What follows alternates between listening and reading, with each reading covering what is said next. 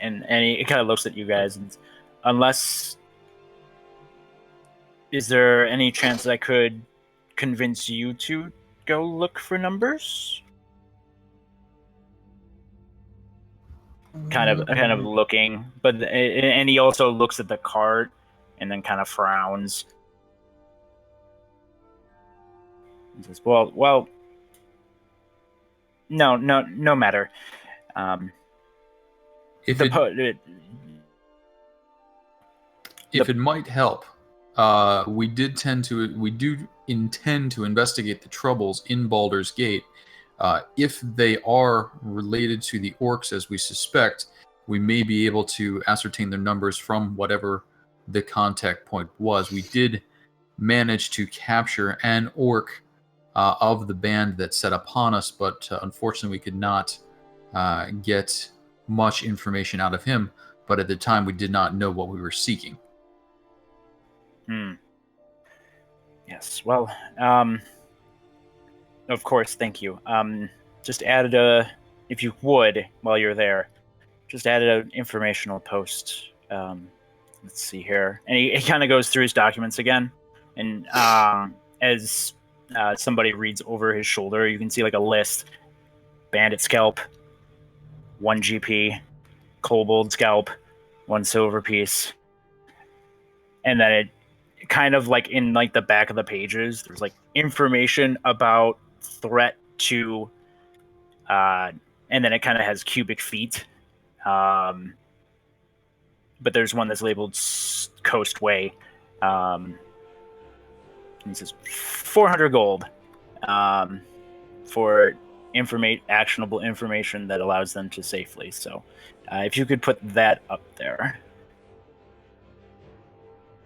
And he kind of looks down at the number and double checks 400 gold. Okay. Kind of been surprised that he's able to write that down on that slip.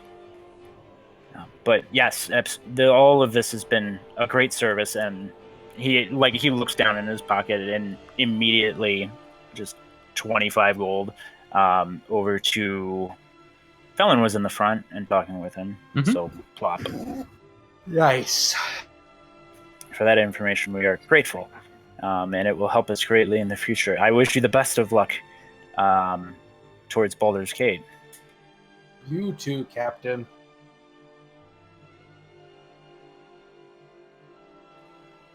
And he says, without anything else, but thank you so much. We will go to Blurgast. If you have any other information, please.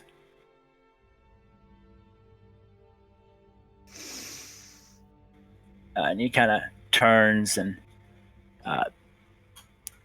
issues to move it for his troops to move, and they start heading back down south.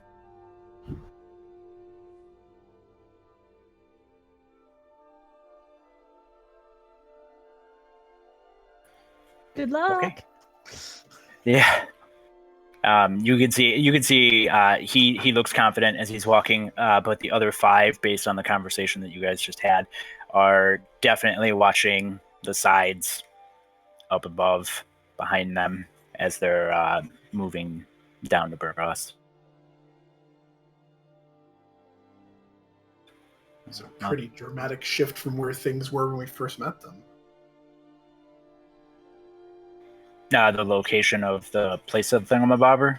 No, I mean, like, when we first met them, they were like, I don't know, this seems suspicious. We don't know if we trust you. Moving these goods? Now they're suddenly like, thank you, here's money, go do a thing. You're on your own now, we don't have to escort you all the way. Phelan's documentation is impeccable. Yeah, I was going to say, that's probably the one guard who's like, well, you got paperwork. I'm interested. We speak the same language, you know? Yeah. So as you guys are heading north along the Circus Way, you can see your almost bad interaction made mostly friendly and profitable interaction leaving the opposite direction. This will put us at mid-afternoon. You're actually approaching the turnoff for this Candlekeep Arrow Road.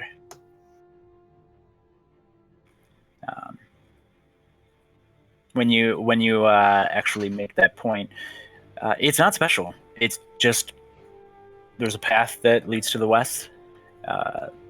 Doesn't have a sign or anything on it. Just there's a path.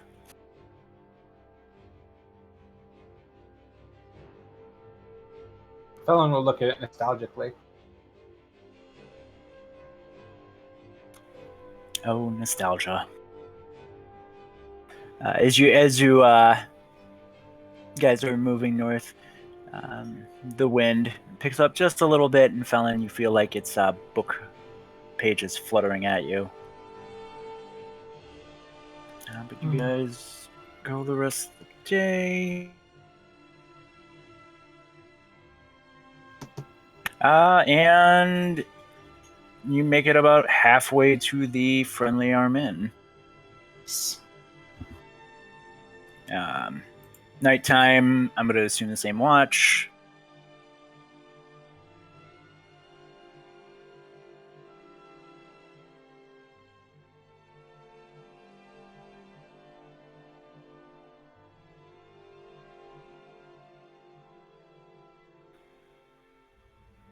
And you begin your trek on your way to the Friendly Arm Inn. Felon, what's the weather? The weather today is a slight drizzle, but no like real rain. It's kind of blah. As you continue on this blah day, the cart gets stuck on the road. Oh, God damn it, Tim. Or Ted. Tim. Or Ted and Ed. Ed or Ted or whatever your names are. You have like one job.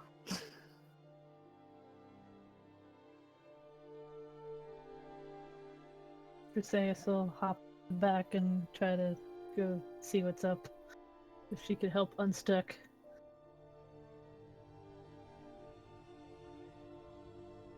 It looks like the back wheel, the right-hand wheel, is just stuck in a little bit more of a dip in the road. Doesn't look like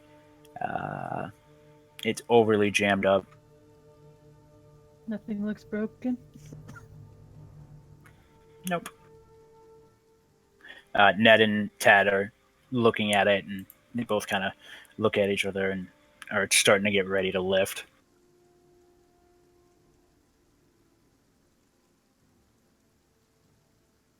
Dwayne will graciously get down off the cart. Yeah. I'll do my best to assist, even though I'm not terribly strong. Say says one arm she could use with.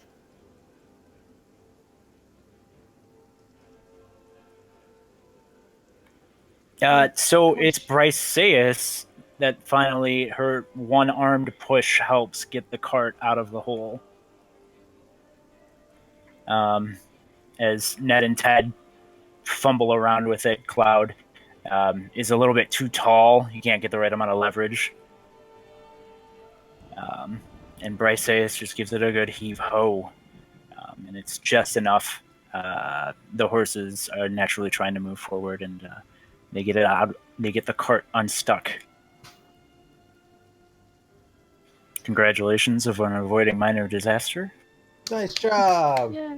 And it didn't result in anybody getting tied up in horses. Well, you know how we could have done that with less work?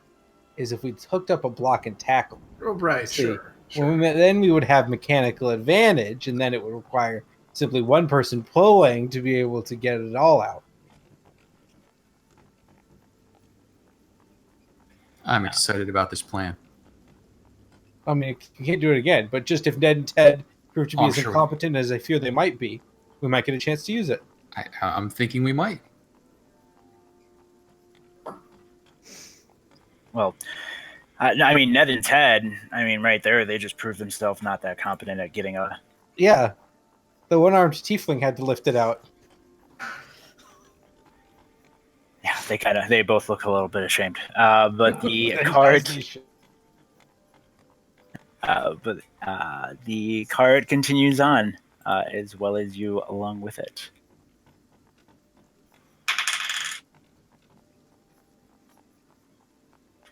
And as dusk approaches, you guys do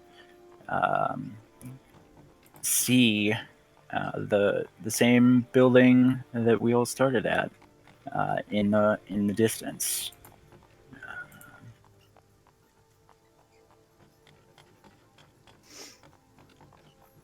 The friendly arm inn does appear. We did it. Now, if I'd been thinking, I would have picked up a knife or two from that Kalashite for Bentley. Oh, that would have been a good idea. Aww. Though, He It's does been- care about something. it has been a few more days, and likely he has not seen more travelers. The rooms should be very reasonable. We can hope. And yeah, well, we'll see. We'll see what happens. By the way, you did actually put the 25 gold into your pocket, didn't you? Of course I did. Okay. We're just writing that down. I just wanted to make sure it wasn't bouncing around on the buckboard. Nope, it's right here. And I see I wrapped it in all of my gear, so I wouldn't lose it. Excellent place for it. See, it's got like a little bit of, I think that's, oh, I don't know. And I flick some goo off of it, and I hold out the bag with gold in it. Was that cheese? No, it wasn't. What? Cheese. I wouldn't keep cheese in my bag. Are you kidding? I think there was a bit of that work. Haha.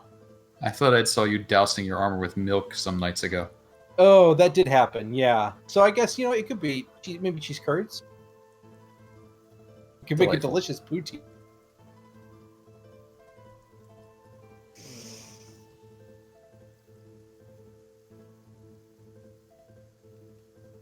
Elvin, you say?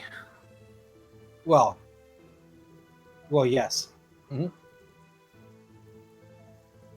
Born and bred. I would think in the reverse order. Oh, I suppose, yes. I suppose that is a bit of an odd expression. Your people came up with it, though, not mine. He has a point.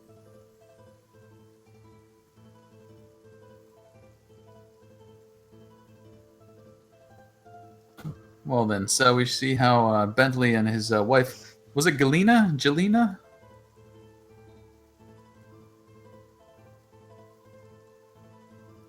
I don't really remember. I remember she had a short temple. A short temple? Yeah, their temple had like really short ceilings. I remember that. Well, they're gnomes. Yeah, I'm not saying it wasn't for a good reason. It just a comment. Clearly, they're kobolds in disguise. Oh, what if with they their are short though? ceiling. So, as you approach the friendly arm inn at dusk, the first thing that you see more lights on top of the walled parts of the inn. Mhm. You also notice that while it isn't dark, the front gate is raised up, as opposed to being down like it was the last time you visited during the day. So maybe they're less worried now, I guess? Hmm. I don't know. Let's find out. Possibly a holiday, or they expect a procession to arrive? Maybe we're the procession. I'm sorry, did I say up or down? I thought you said it was up. Yes. Yes, up being closed. Ah, Oh, I see. I gotcha. I understand now. That makes more sense. Well, from a distance, that actually looked open. I you know what? Trick of the eyes. I totally believe it. I was on the same. I would boat. imagine the heat hitting the mist from the water falling onto the ground. Yes, like a mirage effect. That seems reasonable. That's what I believe happened.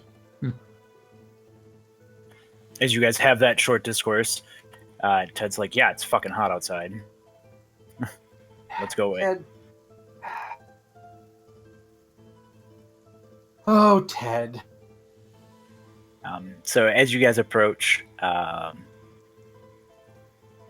you do see two guards on top of that closed door area. Both of them are in full chainmail, which is a little different from the last time where you saw all the guards you saw were in just some leathers.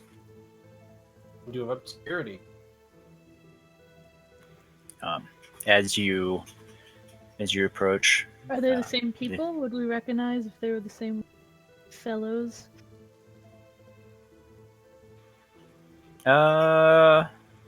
everybody make a perception check.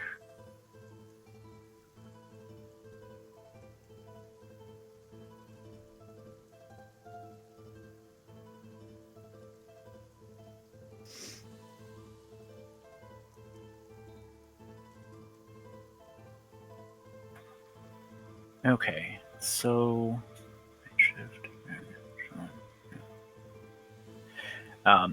so Dwayne, Cloud, Briseus, none of you recognize either of these two up here. Felon, you do remember the guard up top is one of the two that were complaining about having to work extra shifts on when you guys were leaving the friendly armament for the first time. I wave to him as we approach. I say, "Hello!" Both of them, it looks like both of them were talking, and they look over.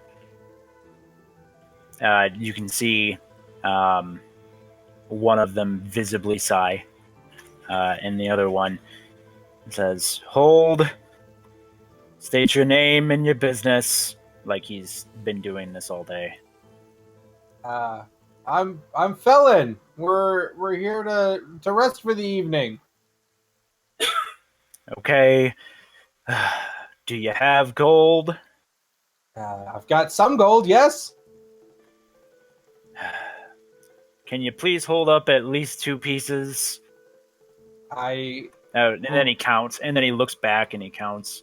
He's like, wait a minute. 6, and then he puts up his hands. 12 gold pieces. Yep, you got it. Even though he's got you working double shifts, you're still sharp as a whip. And then as he looks down, he's like, okay, yep, that checks out. Oh, and please don't be drawing your weapons in the inn. There was an altercation yesterday, and we had to get people out of here. Like it kind of sounds like it's a spiel that he's been going through all day as he's lowering the door open. No, what happened? I don't know. I don't care. I'm here today. You mean you don't care? What does that mean? Well, that wasn't one of mine. What do you mean it wasn't one of yours? And he looks down and he's like, I don't feel like having this conversation yelling down from on top of a well, on top of a door. Okay, I'll come in. I'll climb up to you. Phelan, if you wish the story, offer if he stops in the inn to buy him a beer for his time.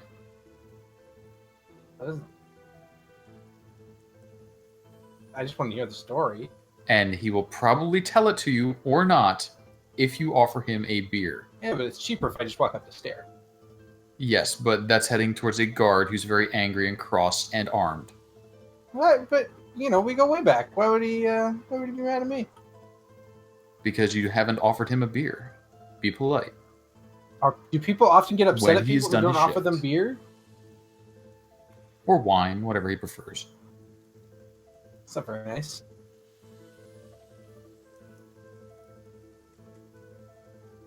Oh, sorry. I just wanted you guys to be able to do that and for me to advance. Ned and Ted are driving the cart on in.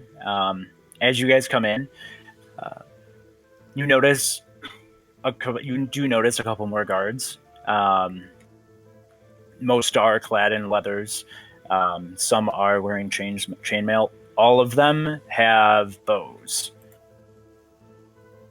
And also, as you come in, you notice that the courtyard has many more people than it did the last time.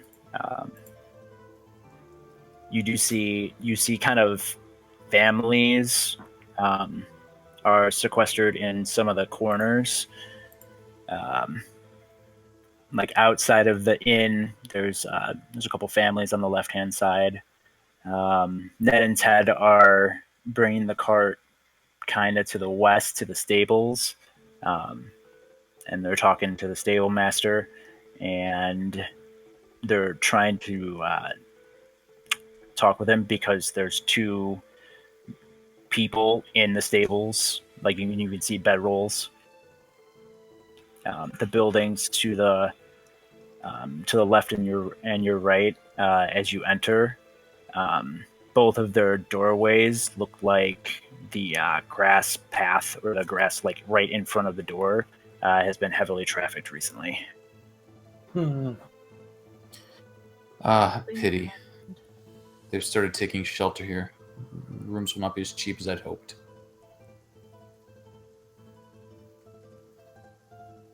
Yeah, but at least there's like a place for people to go, though, right? That's good.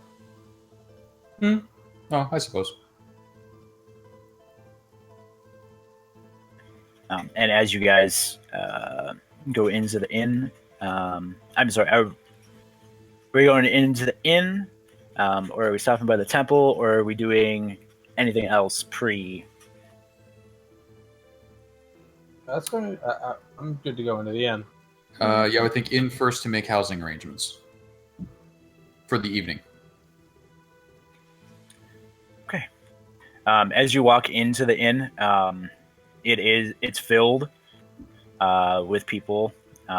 Most of them look like tired.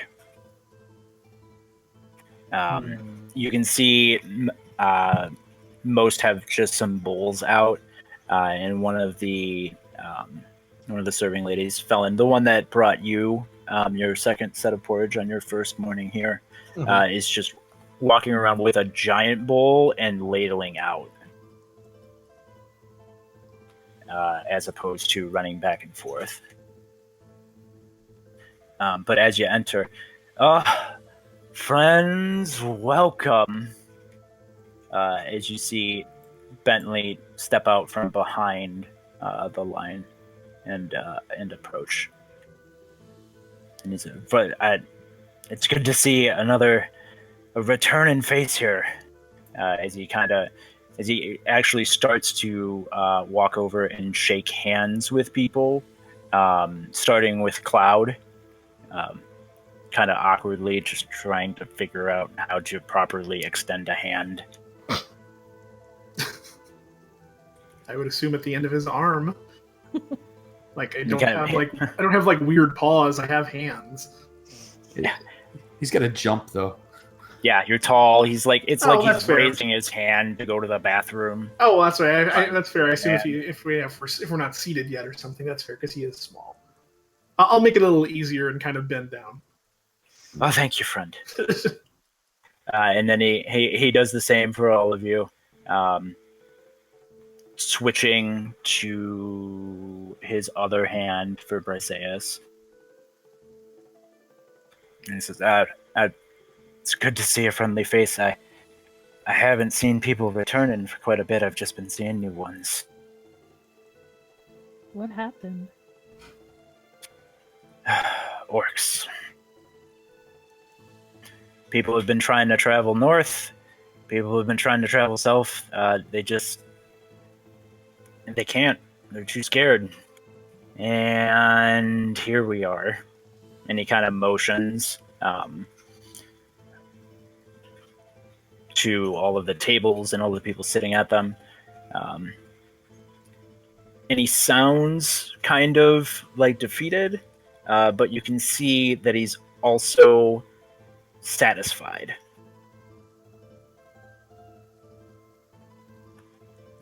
I need someplace. But what are we doing for you tonight? A meal? Yes, meal, definitely. We staying. We'll be And he looks over. we'll be Go ahead. staying the evening, and I will want a bath if they are available, and meals, as well as 2 additional meals for gentlemen who will be staying out with the cart we're traveling on. No. Okay. A cart to the north. Mm-hmm.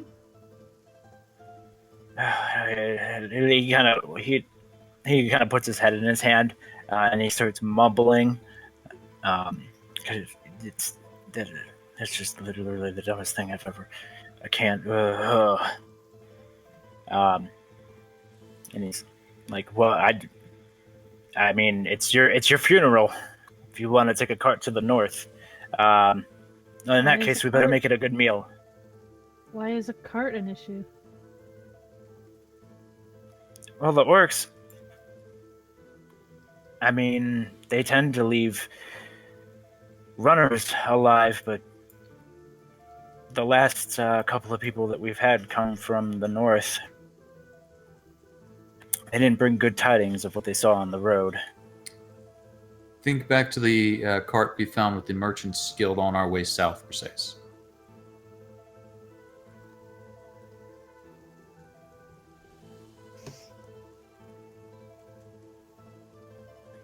But I mean, you guys came from the south, and you guys all made it all the way south and all the way back here. So I can't tell you what you can and can't do, but I can be feeding you well. That would be appreciated. That's Oh, and we do also bring some good news. Jim should be supplying you proper knives shortly, though of course it'll take a little time to get here as the orc trouble is dealt with. Oh, so knives, so actual real gym knives. Actual real gym knives. assuming he stops being drunk. Oh, well, he's never stopped being drunk. And speaking of being drunk, around, and he slams out ale, and then looks over at Dwayne and moves the ale towards himself, and then gets a glass and pours some red wine for Dwayne. Thank you, much appreciated. And he says, "To health." Sure. To health. Skull.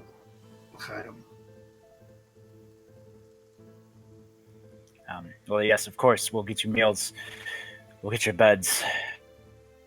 And I'll see if I can get you some luck, but I don't know if I have any to spare. We'll take what we can get. Actually, Cloud, I've heard you play several times, but I've not heard much singing or storytelling. Do you think our adventures, our doings up to this point would make for something entertaining to the people here to give them some hope? Well, I was already intending to do something. Storytelling isn't really my specialty, but I suppose I could try. Well, I would think with your piping you could accompany it beautifully. So I was out of character. I was already planning on breaking out the other flute, because it says, the gives advantage on performance checks when played with the intention of making listeners remember a past event or feeling. And I figured that the inn was probably full of downtrodden-looking folks if they're stressed about the traveling and the orcs and everything. And I was going to try to kind of do a little, tap room performance to kind of get their spirits back up by trying to maybe make them recall like a happy memory or a time when they felt brave and strong. But this is a possibility too. I guess we could try to do like a mixed performance. It's not really like he hasn't really done much storytelling. He's more of a story gatherer, but could try.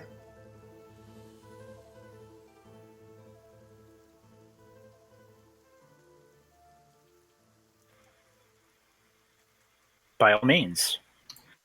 So I still get advantage on that one or not? Yeah, absolutely. All right. Oh, I was making that go to the thing where I can actually see what I'm rolling. 15. Okay. What? Now, if you don't have a story prepared, that's totally okay. But what in general kind of story are we talking about? I mean, I guess I could kind of go through a slightly fluffed up version of our own adventures.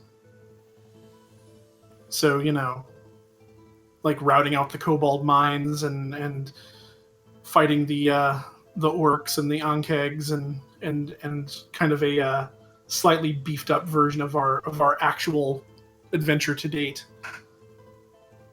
Maybe fluff some details a little more to make us all sound slightly more impressive than we are. You're going to have a hard time getting anything more impressive than me.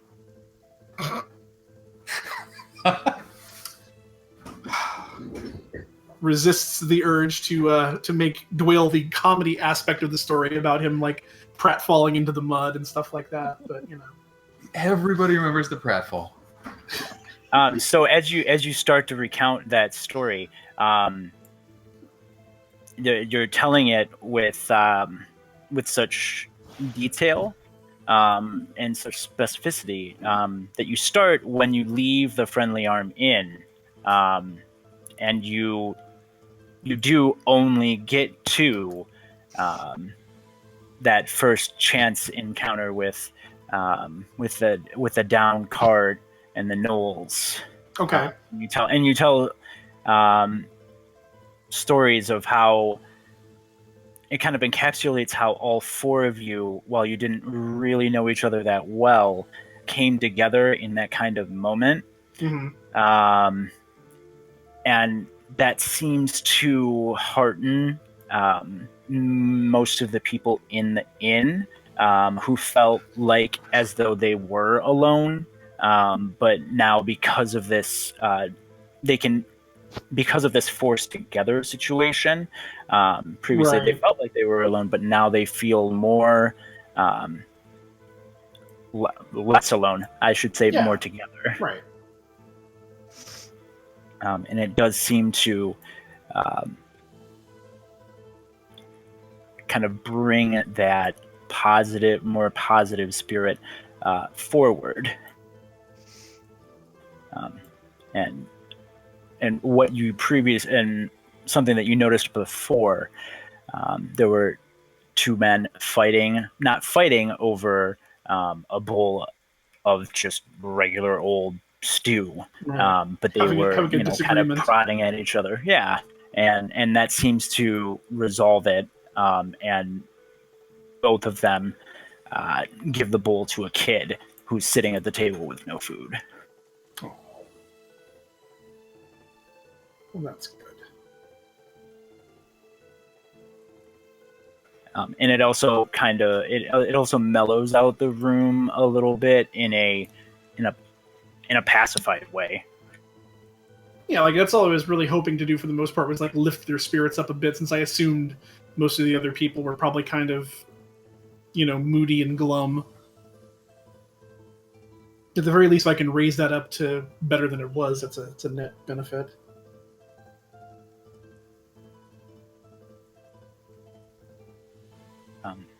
So that does happen.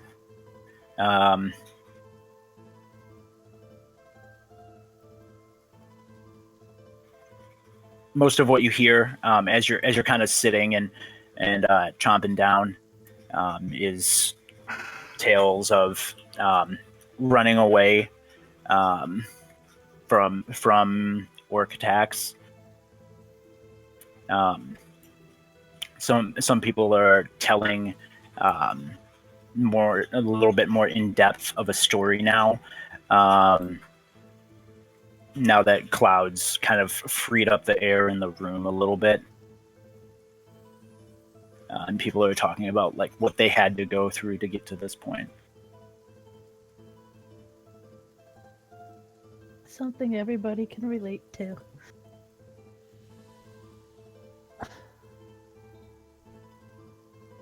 Yeah, this strikes me as definitely something that Briseis would for sure listen to.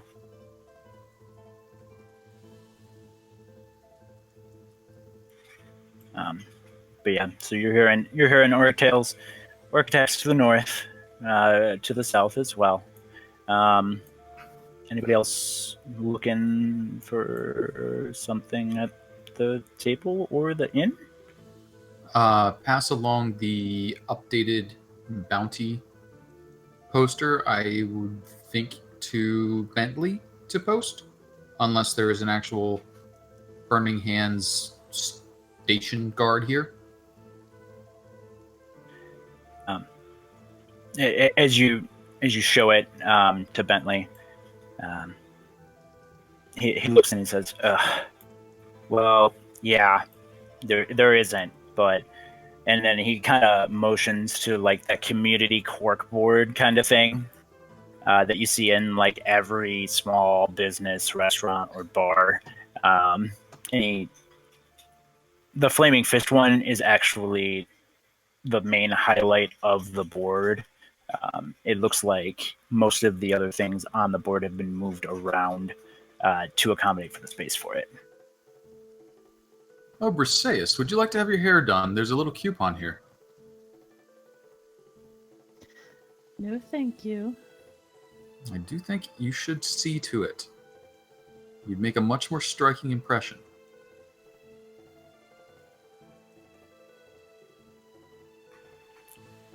That remark strikes me as funny because I don't think Dwayne would be the type to ever use a coupon for anything.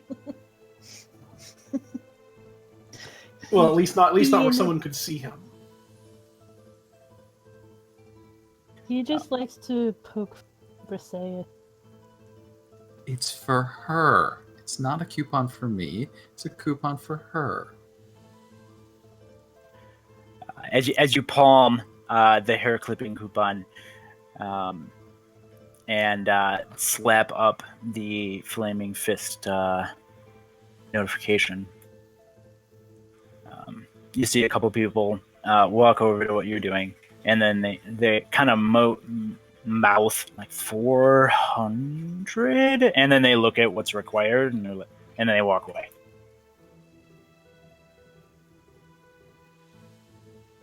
Exact numbers, like you kind of hear some of them mumbling exact numbers.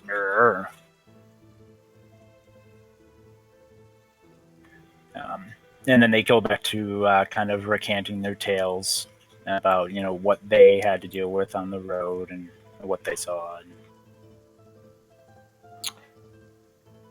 As Dwayne sits back down, I'm gonna look at him and say, "So we're gonna go after those orcs, right?"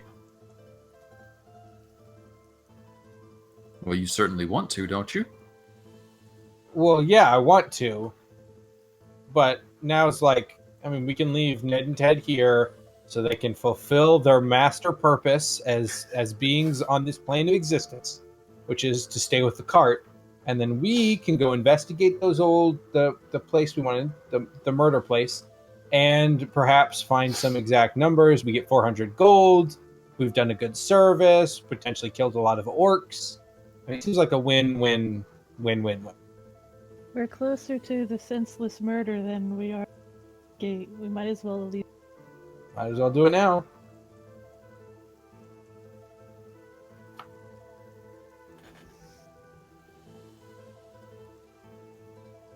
Seems like rushing ahead of ourselves to me. X. Think about how many sets of clothes 400 gold could buy. more concerned as to how many sets of clothes 100 orcs would ruin. Well, we only will wear one while we're killing the orcs, so only one. 100 orcs seem like they might be a bit much even for you, Phelan. You don't take them out all at once. Which would incline me to travel north to Baldur's Gate, where we're likely to encounter 1 or 2 parties, in which case we might capture one, being prepared for their attacks, and then be able to question them a little more thoroughly, a little less thoroughly. I don't think there's going to be many orcs at Baldur's Gate. No, but on the way north, that was what Bentley was warning us. The orcs have been attacking carts heading north to Baldur's Gate. Right. So potentially from that murder ground we found out about. So if we go over there, find out how many there are, and then get on the road, I mean, that seems like a good plan, right? The more we know, the better. Mm-hmm. The more Baldur's Gate knows, the better. Is there any dissuading the 3 of you?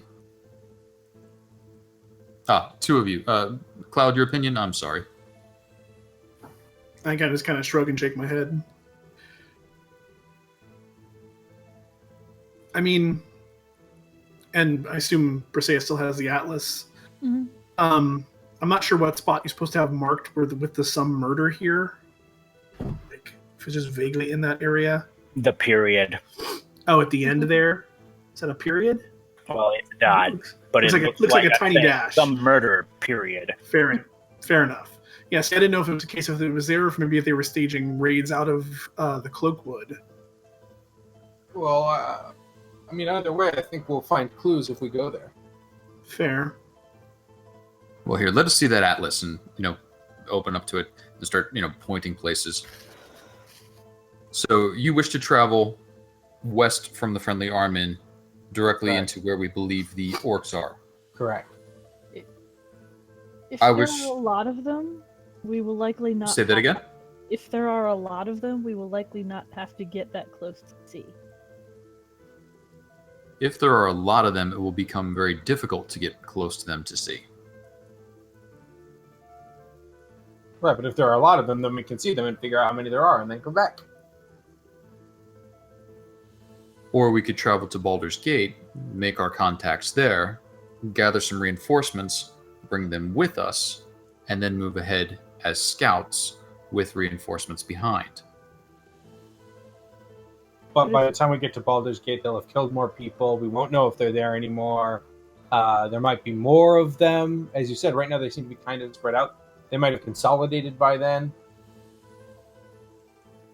I mean, it's an information gathering mission. We don't really need reinforcements to look at some orcs. If they have a base camp in this area, yeah, people that's need important. to know. Yeah. Well, it seems almost certain they have a base camp. It's a matter of how many there are. So why don't we find out?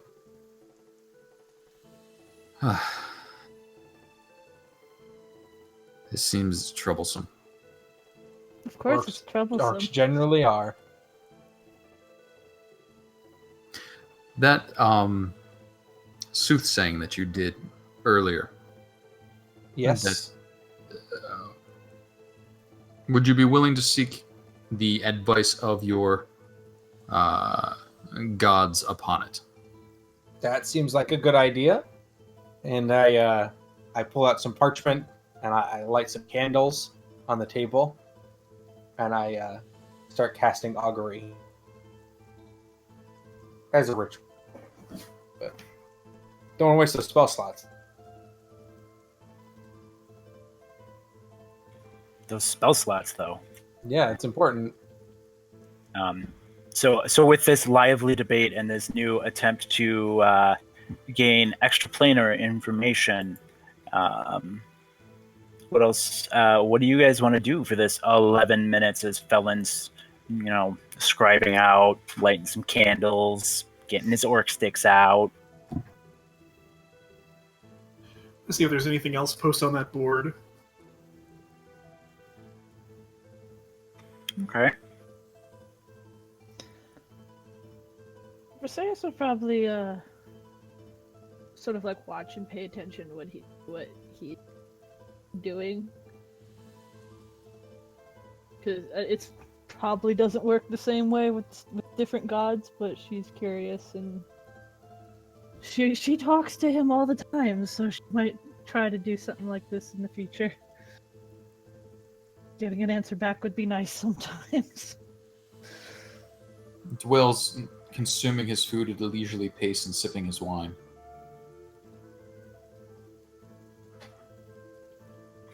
Okay. Rob, as you go over to the board, you still see 3 more coupons for haircuts. They're attached to a rather large flyer indicating a place in Burgost.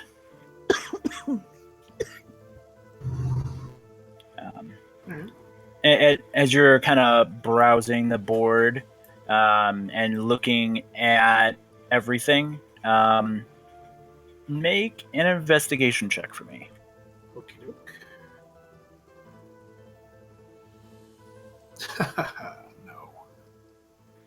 No. As you look at the board, nothing in particular kind of jumps out at you. There's a lot of recommendations for places to Burgost, but there's no coupons for the Friendly Arm Inn itself posted on the Friendly Arm Inn's cork board. Noted.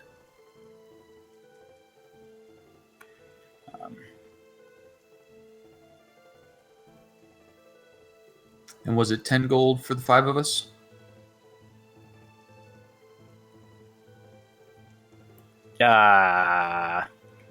There's 5. Yes, sure. He actually, no, if you're talking with Bentley, Yep. he'll actually agree to to put you into the good rooms. He's like, well, I've been actually saving my good rooms for people who can actually pay. As much as I love to host those who need hosting, I have to be able to feed them. And to be honest, if I could put you in good accommodations and you help feed these people for another week while the roads get better, hopefully, maybe, I'd have to say thank you. Oh, of course. Is anyone else of note staying the evening? As he looks around, he's like, as far as I know, everybody here's of note. Everybody here's been either working with me or they've been making it on these roads, and that's pretty incredible. But if you're talking in terms of people who would appreciate someone of your stature and disposition, I don't think so, to be honest. I'm sorry, my friend. Oh, it's to be expected. The adventuring life is a place to find stories to tell to proper people once you return from them. He nods. I haven't been seeing much of, to be honest, your type, ever since, for the last couple of days. It's like they know, nobles just know when not to come out of their homes. Yes, but some of us can overlook our good sense if we try hard enough. He kind of smirks at that, nods, and pours another glass of wine, kind of in recognition of, yeah, thanks for being out and about right now.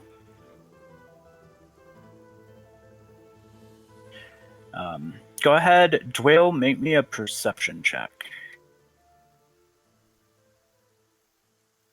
I specialize in these. Yeah. Hey, you guys are fucking killing it tonight. This glass of wine is a little bit more red than the other one. It's got a little bit darker of a flavor. Ooh.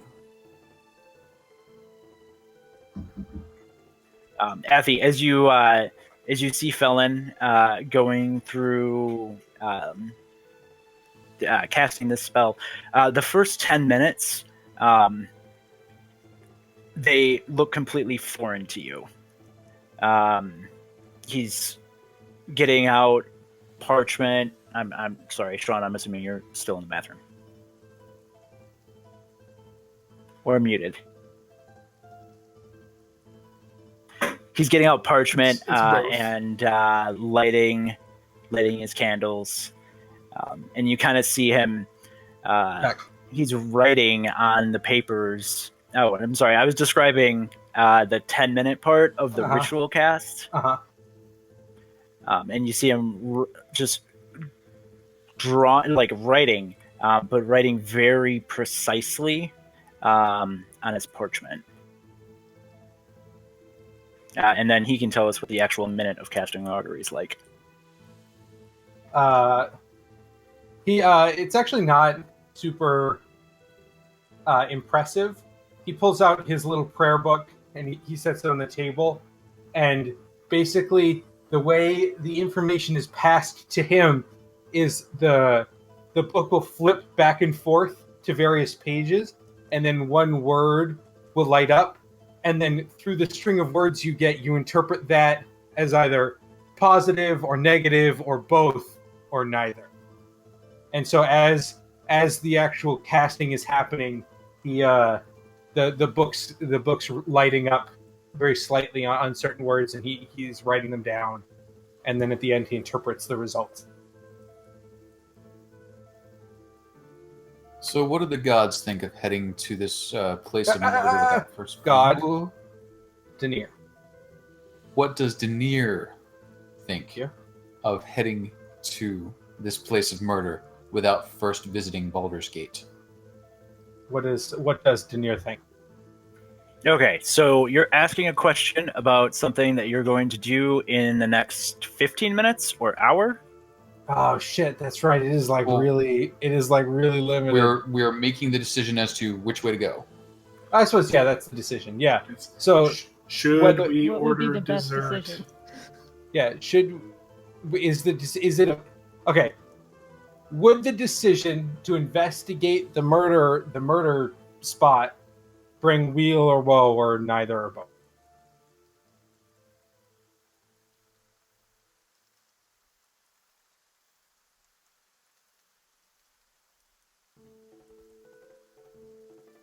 The pages are kind of flipping back and forth. As you indicated, you're seeing... you are, like, the first thing, as soon as you say your question out loud, the first page that flips open and the first word that kind of pokes his head out at you is murder. Okay. And then the second is orc. Mm-hmm. There's a string of a couple words that flash a little bit too fast. You see the word follow. You see danger. The word murder flashes again. And the book just keeps flipping kind of back and forth. And then specifically at the end of the minute, both letters in the book kind of flash back up at you, and they look equally weighted out. One's on the left page, one's on the right page, for weal and woe. Denier is conflicted.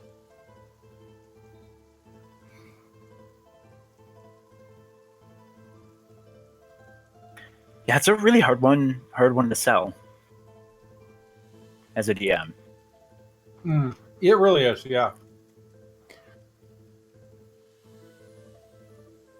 Well, knowing that, what do you guys think? My thought is that the orcs wish to accomplish destabilizing the area using this lambent plague. We should stop the lambent plague in Baldur's Gate. If we get distracted pursuing them other places, their plans will come to fruition.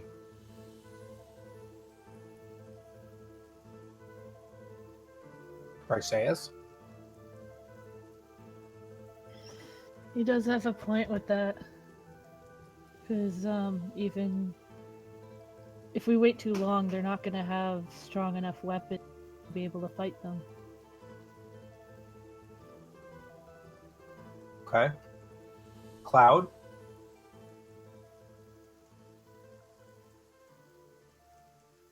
While there is a strong case to be made for scouting them out and seeing what sort of numbers we're dealing with, if Baldur's Gate is where you want to go, Baldur's Gate is where we will go. Cloud. That's not the question. The question is what you think we should do.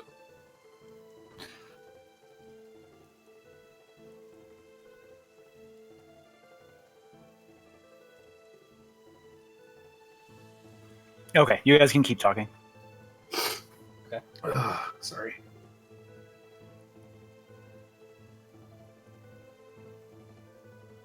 Or I can just fill in this gap. Bryce says, with the amount of time that you spent in the room, kind of after Cloud's playing and everyone sharing their stories, maybe while you're talking to someone else who's had some hardship, the people what you're distinctly hearing from people, there's mentions of distinctive facial scars on orcs, and you're hearing the same kind of set of scars coming up in at least 4 people's individual tales of problems that they had on the road.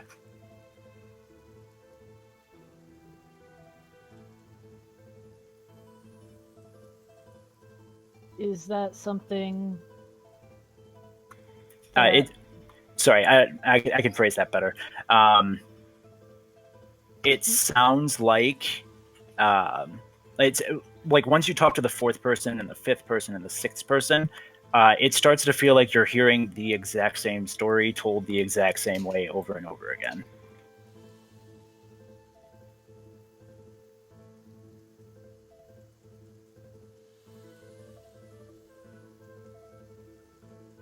As in, like, it could be the same couple of orcs?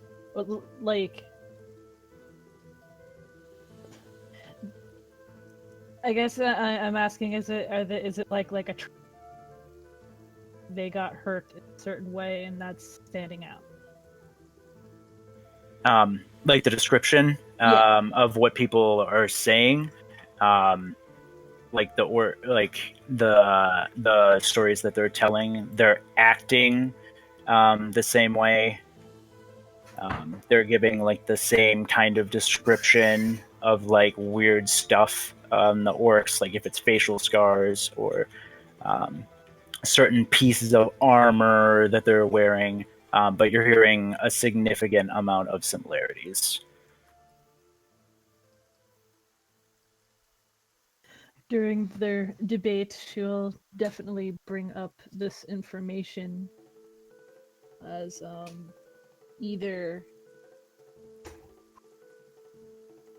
they're obviously from the same tribe, which is, for there to be that many, that's kind of worrisome, or it's the same group over and over again.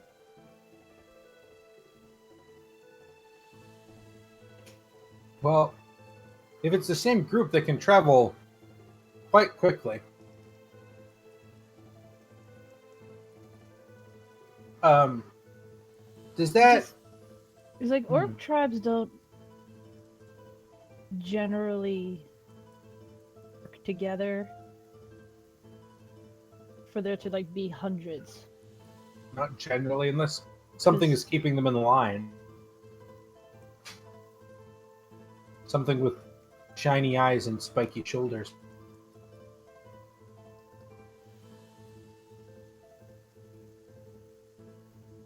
The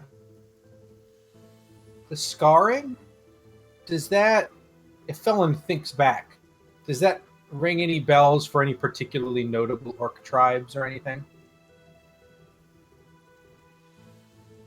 And did the orcs we fought have the same scars?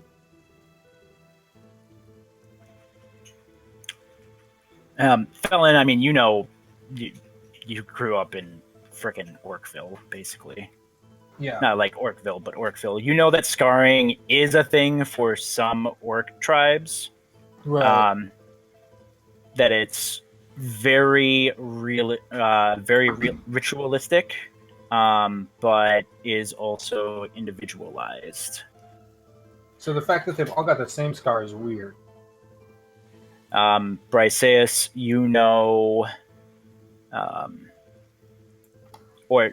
I'm sorry, compared to the orcs that you've seen before, none of them have any sort of the physical attributes that you're hearing described in the current state.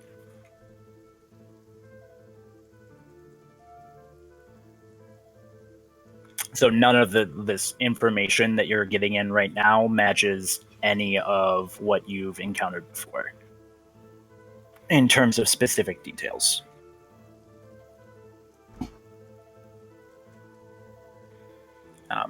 As you think about this a little bit more, the tales that you've heard kind of follow into a north of here or south of here kind of pattern. You're hearing a lot of the stories about an orc with a scar that goes from his eye down all the way down his neck. You're hearing a lot of that kind of towards the north. While you're hearing more about like, oh man, there's this orc that was wearing this armor. It was like he had a piece of plate and then it was like chain, but then he had bones on his shoulder. And that's more, you hear that story come a little bit more from the south, from people who are traveling from the south to the Friendly Armen.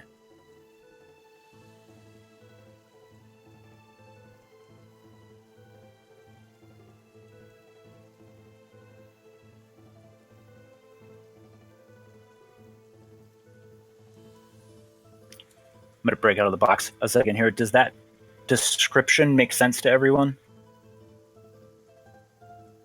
It does to me. Yeah. Yep. Okay.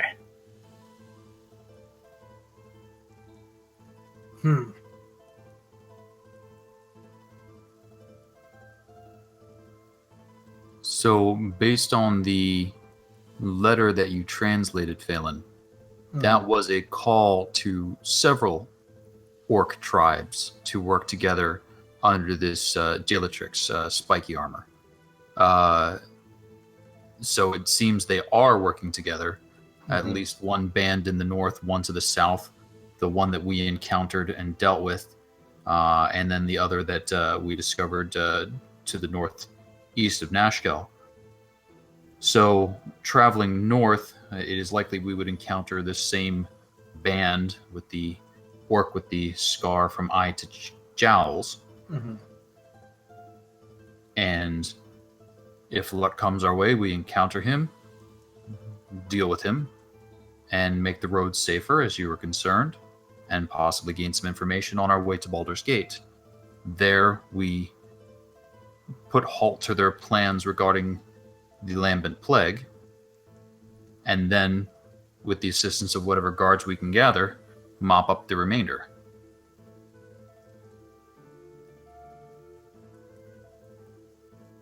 I think now that we know that the call, it seems like the call is being put out from multiple tribes, that all of that information, I think while it would be useful to investigate, I think you're right, it's probably smarter go straight to Baldur. At least for now. And of course, if things change along the way, it's several days up the coastway. We will reconsider on each evening. Right, but then we have to leave Ned and Ted alone with the cart. That's just not gonna be good. You're a compassionate man. Elf. Well, I'm not really, I suppose.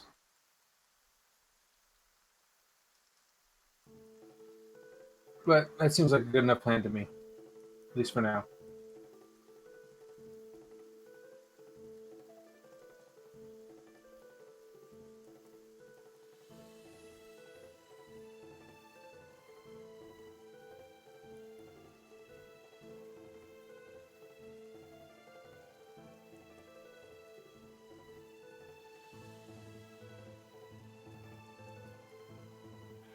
Okay. So I'm hearing one for Baldur's Gate, one who has been converted to Baldur's Gate.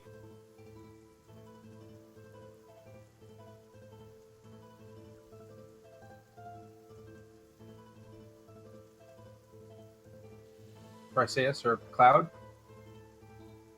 Briseus was saying they should probably go to I go where you go.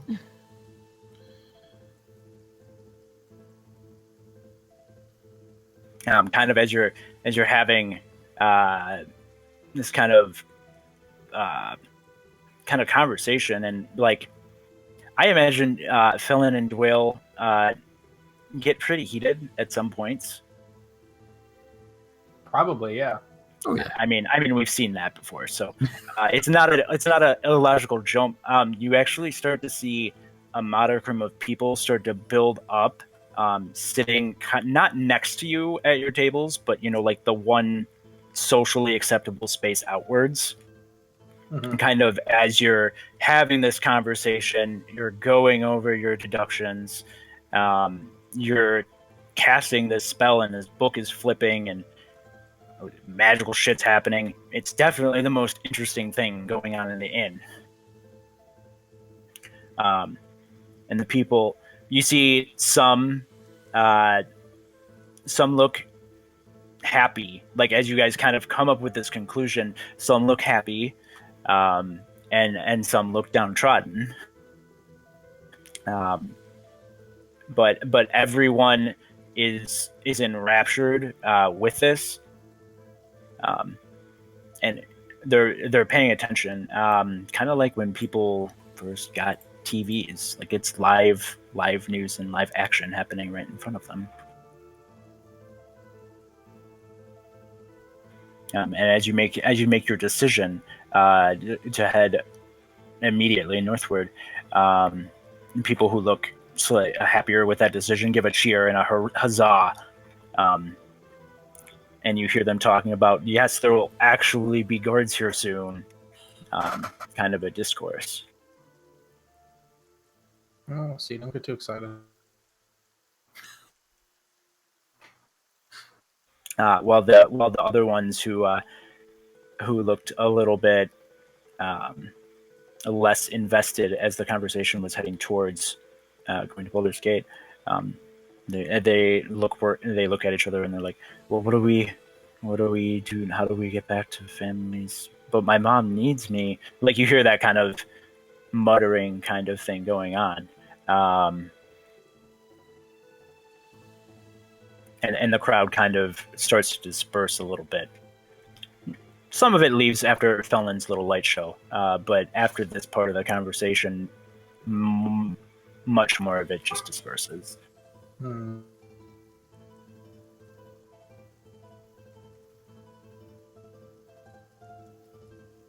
Briseis, like when there's the cheer, she probably like jumps a bit because she was lost in her own thoughts and focusing on what work out with the best direction that they were going in. She feels bad for the people that, like, guessing it's the people needing to go south more that are a bit more upset, and it's understandable, but there's only 4 of them. They can only do so much.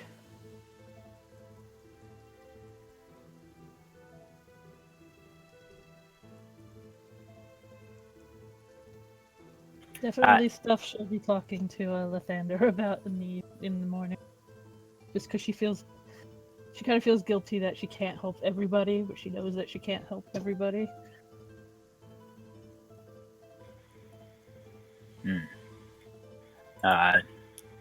And on the feelings of guilt,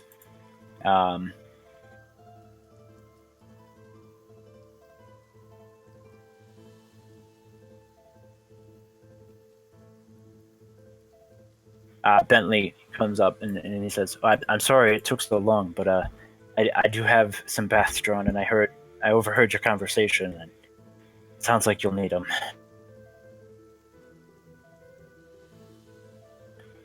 Sorry, I fidget. Thank you. I'm sure some of us appreciate it more than others. I look at Dwell pointedly. But they won't go to waste. Poise and bravado go a long way.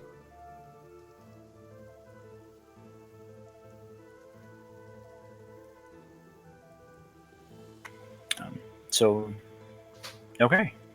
Is there anything? I mean, you guys have talked to the table. We've talked to the innkeep. Are we doing anything else in this inn here as it starts to wind down? You see some of the people still staying and having another drink, but it looks like there's a couple of people coming in with sleeping bags, and Bentley's ushering them out.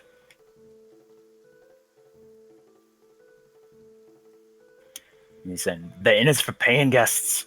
I'm sorry. I can host you within the walls, but I can't host you inside."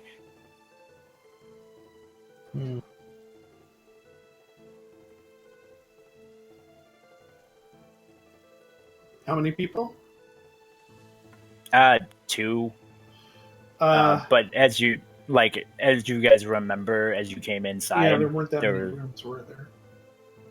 Yeah, and there was a sizable street presence Right. on the street in the 4-building Friendly Arm Innkeep. And as he walks over, he mentions to Briseis, and she probably looks a little concerned. He's like, "Yeah, they can get shelter underneath some of the overhangs if they need, but it's business."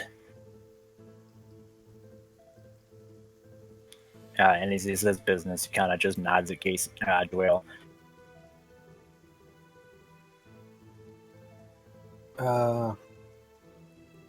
You give them my room?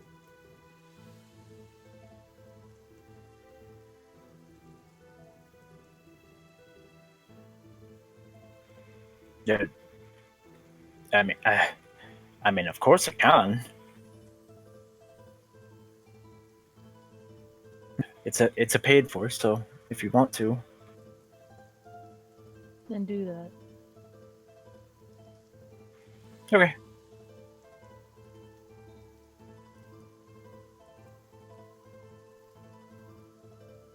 Dwell sort of passes by with his rubber ducky in hand. Briseis, dear, if you wish, the 25 from the information is found gold. Settle your heart and be as charitable as you wish.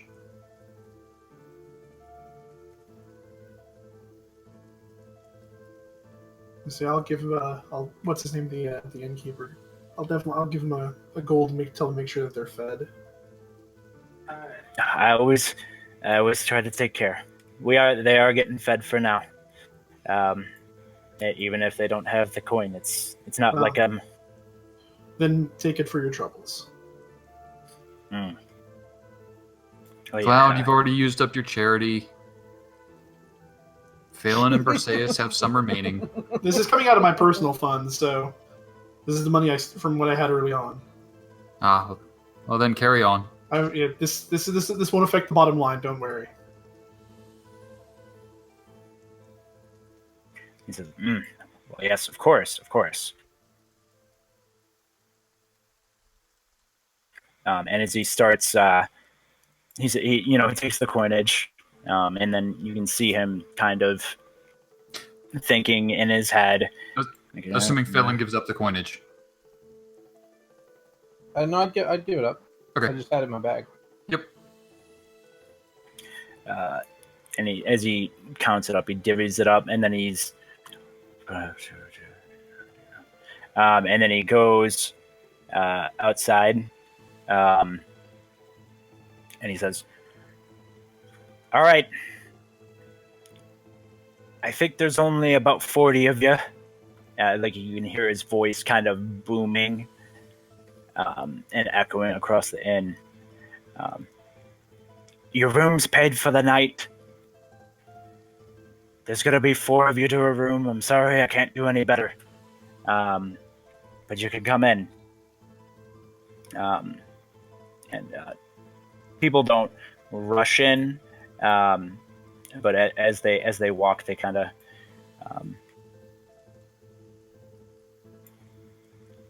shake off a little bit. Some of them are laying, just on grass,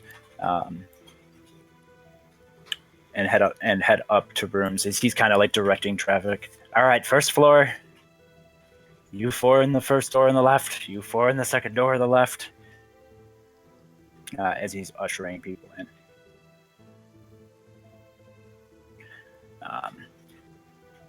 He starts to head up the stairs then, after the first floor fills up. He says, "All right, you last 4, second door on the right," and then he keeps heading up. And then as another person comes up, he's like, "No, I'm sorry. These rooms are paid for by others. They got you downstairs, last door on the right." And as a car rooms by.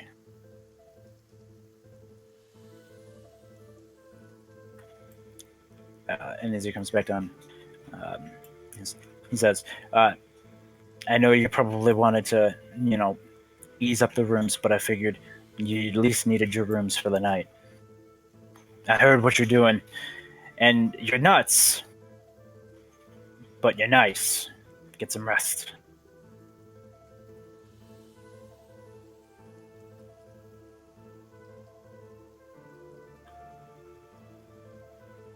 And sleep. And sleep. Yeah, sleep, I guess. Imperseus will thank him very much for what he's doing. He says, "Well, you have yourselves to thank. I can't do what I don't have the coin for, and what you've done is made me have the coin for. Might even be able to hire an extra lass if we can keep this traffic up. One more person that we can make have a difference. Thanks, friend."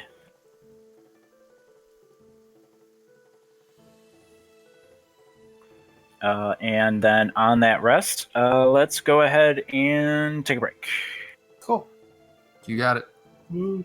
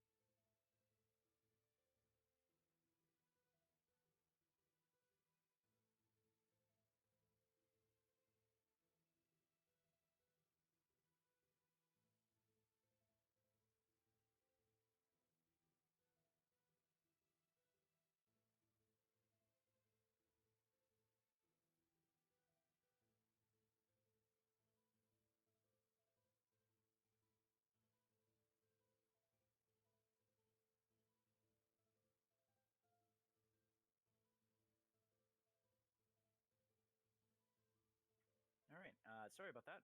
Everybody good? I'm good. There was a question, did the level apply during these long rests?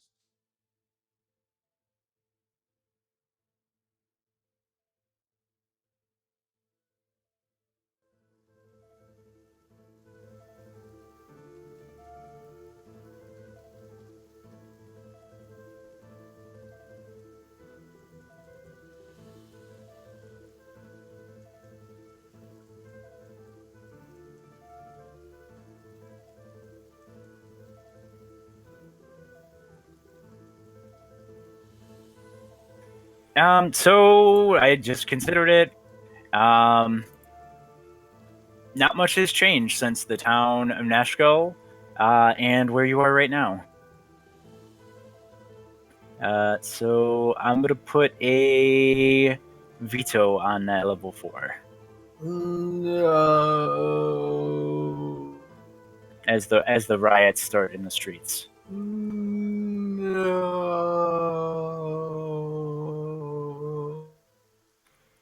But as you guys wake up at the Friendly Arm Inn, you awaken to no riots in the streets, as your piety and charity Ignore that.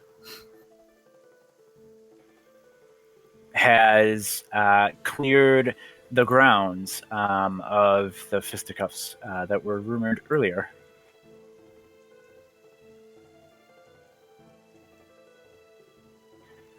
So it's a pleasant waking up. The heck? Oh, sorry.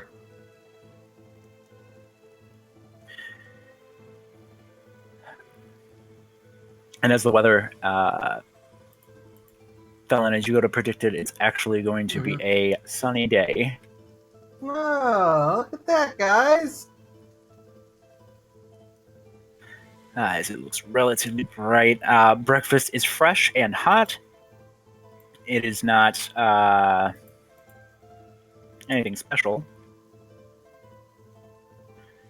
but it is enough to get you guys going. Dwell's breakfast is special. He has magic just for that.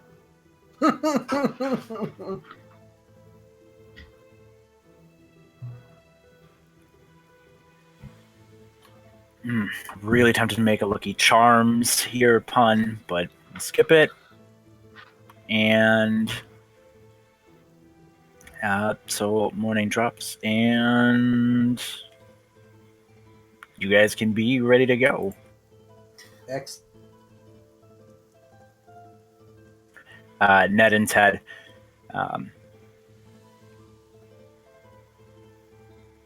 Stumble out of the stables, and you kind of see them come in, and they still have some hay on them, and they're like, and as they look at you, they're like, "Sorry, nobody brought us food, so we had to go get some food. I think there was nobody out on the street last night, so they didn't go out and hand it out there." And they're kind of walking in, shoveling back to the cart. As you guys are wrapping up.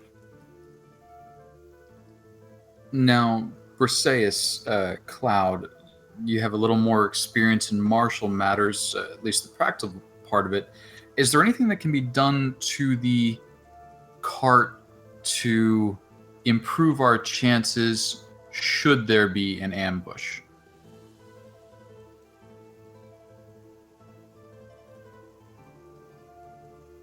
Other than armoring it, which would take a lot of money.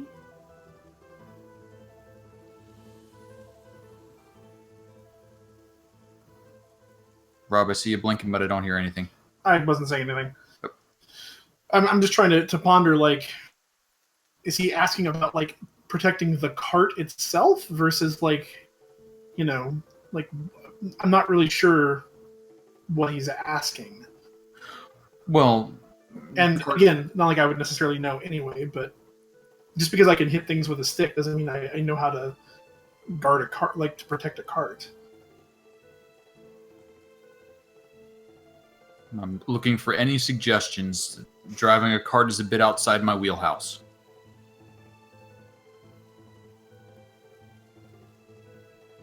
Well, I would think in that situation, Ned and Ted would be the ones to ask.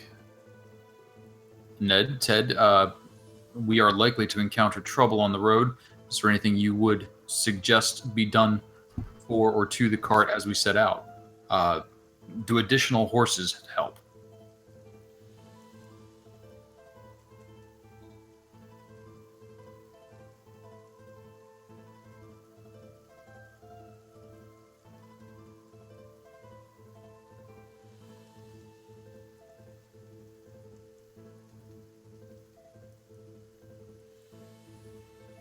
I'm sorry, I had a bit of a lag burst there. All I heard was garble. What was that, Dwell?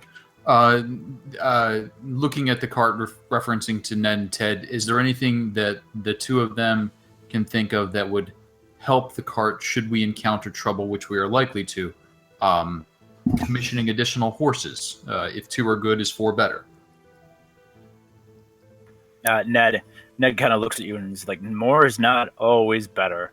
And Ted kind of looks at the cart and he says, well, if we can get probably a spare axle and some backup wheels, like he's kind of looking at it and he's like, it's not going to help defend, but usually, axles and wheels are the easy things to take out if we can keep it moving. Well, then let us take a few moments before we depart and see if those can be acquired. From what I understand, several carts have taken damage recently. Perhaps the remains of them are here or nearabouts that we can pick them up on the way. He kind of nods. And there, as you guys came in, there was a damaged cart in the main area. One of its wheels, as you guys walk by, Ted kind of measures the two. And he points and he kind of nods.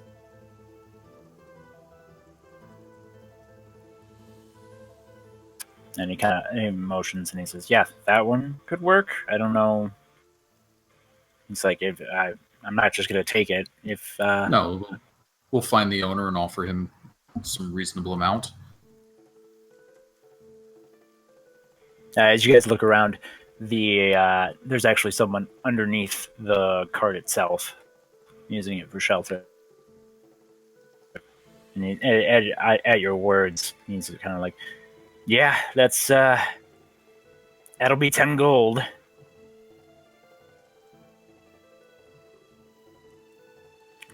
$15 if you want the whole thing. I don't see a need to deprive you of your shelter. 10 seems steep, but we're in a hurry. And another thing falls to the burdens of supply, demand, and urgency. Ted throws the wheel into the back. And anything else you guys wanted to do at the Friendly Arm Inn, or are we directly north? Well, is there a way, like, for say, because I just asking in general, we somehow trap the cart? Like, if we have to jump off and fight, make it a way so they can't get on it if they're trying to get the ore.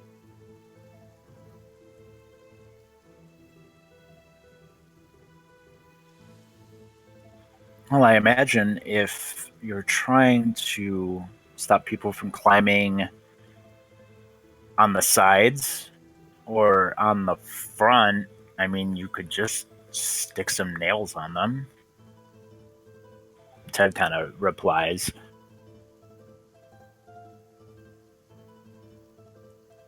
We could put them all around, but then you guys won't have a place to sit.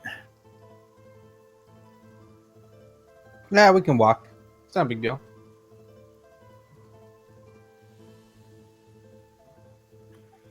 It's like, yeah. It'll take us, I don't know, 15 minutes. That's not a problem, is it?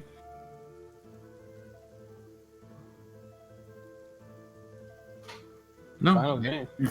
Yeah, and they just start like they're grabbing. It looks like they're not even grabbing specific sizes of metal. Unfortunately, there's not a lot of metal scrap around, so they actually start taking slightly larger wood pieces that have been like splinters that have been sharpened, and just start sticking them on the sides of the cart, jamming them in however they can. And then mechanically, I'm going to rule those basically as caltrops on the sides of your cart. Shove someone into them. I'll get cut.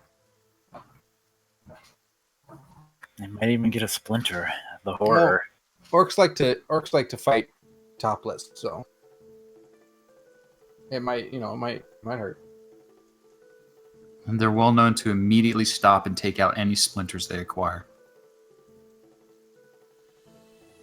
Those bastards. I think that was basically it, and then marching along.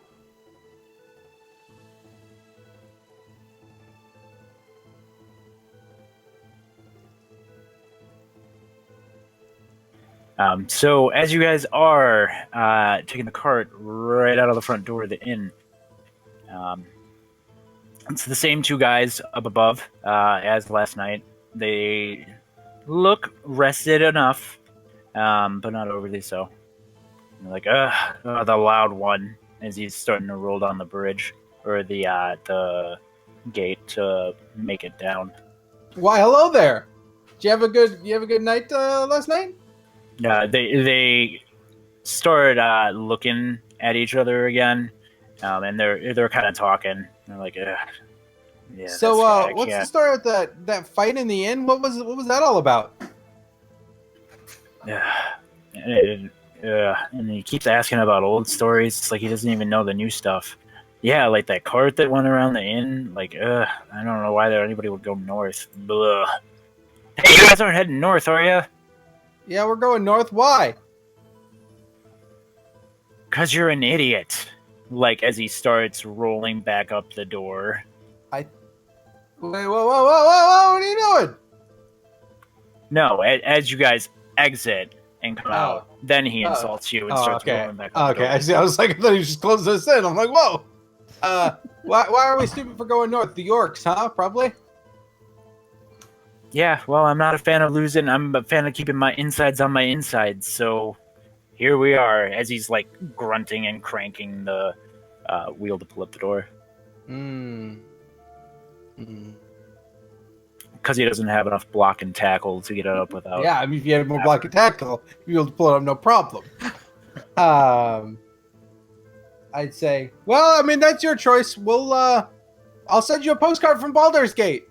Maybe you can write about the fight on it and send it back to me.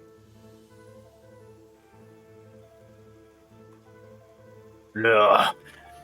Yeah. Okay, you send me that postcard there, buddy. What's your name? Nope. That's a weird name, but I got it right here. Nope. The guard at Friendly Arm Inn. All right, I'll send you a postcard. He kind of just as he's finished raising the gate, and he turns around, looking behind, and his friend is just like, "Yeah, I'm sorry, man. He's rude. Bye." Bye-bye. He's totally getting a postcard, isn't he? Oh, for sure he's getting a postcard. Are you kidding? I can't think of a better way to rub it in someone's face and say, "Yeah, the roads are safe," than sending a postcard. Yeah, I mean, the postcard is the highest form of insult.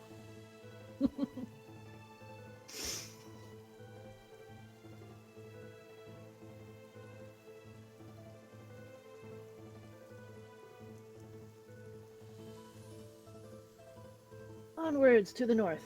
Mm-hmm. So warm and sunny, you said today? Warm and sunny. Delightful.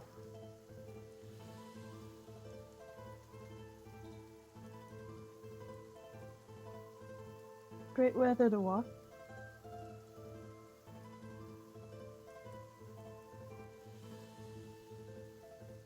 I'm not sure there is a good weather for walking, but if it has to be done, I suppose this is a pleasant enough weather for it.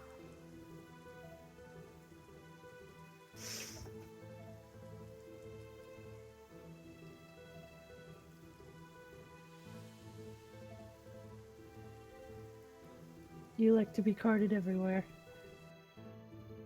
Or to ride. Hmm.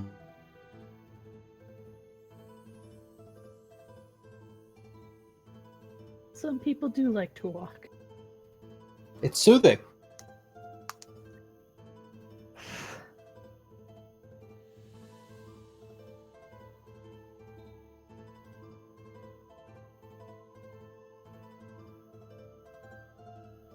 And if she's kind of limpy, she enjoys walking. She seems to be in a pretty good mood.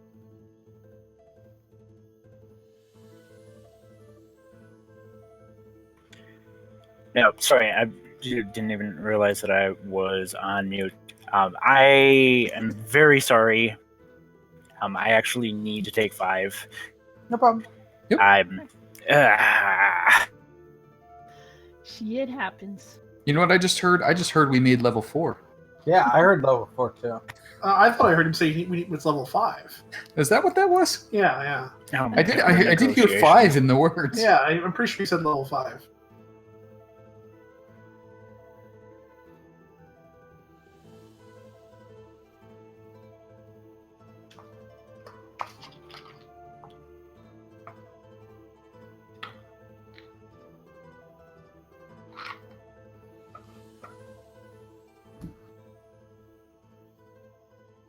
So somewhere between 5 and 10 minutes into the today, Dwayne figures out that you walk in front of the horse and cart.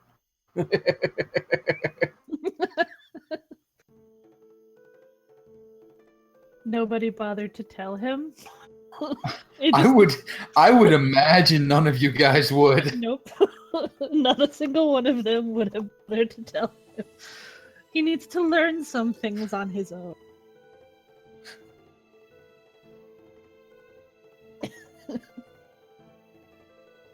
I'm gonna go swap some things over in the dryer. I'll be right back. Okay.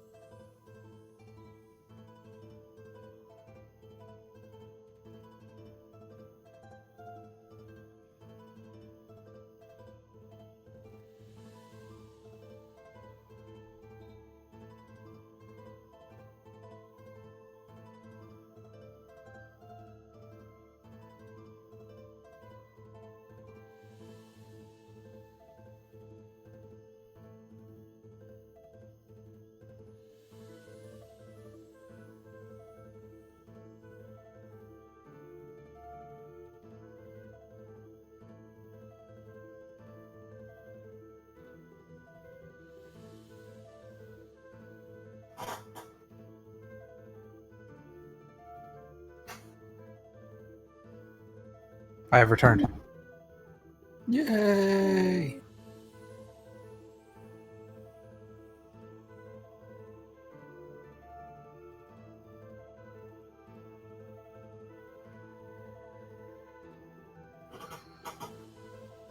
So how many hit points for 17th level? How many more hit points? Yeah, Well, are you taking the average? probably.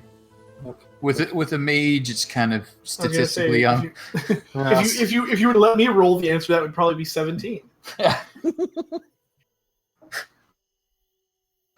With the mage, the odds are a little long to get any sort of benefit out of it. Well, on average, it's about 56 health. More than you have right now, not including Conmon. There we go. I could use that. Then I could face like 1.5 Ankegs. Mm-hmm.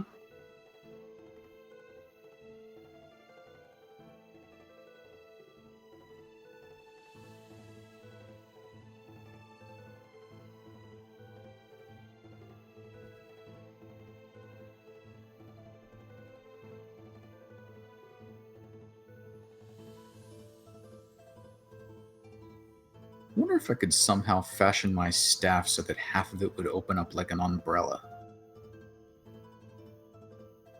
Like your Mary Poppins or something? I was thinking more of the penguin.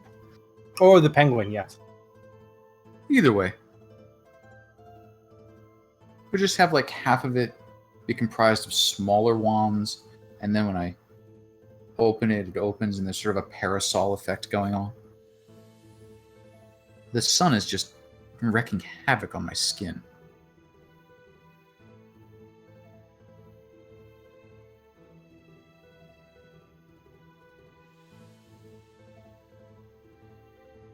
That is the most wizardly umbrella I've ever heard of.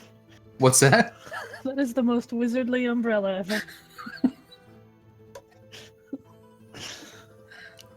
Well, if you sort of had like the wands going up one way and then the sort of paperish, well, you know, it would look like paper. It would really be dragon skin, of course, but, you know. Of course. Of course. Dragon skin parchment. Or if nobody's looking, it might be dragonborn skin, but, you know, who's counting? He'd get whapped lightly with her tail. Just whack. Comments like that. Oh, once it's been treated, you can't tell the difference.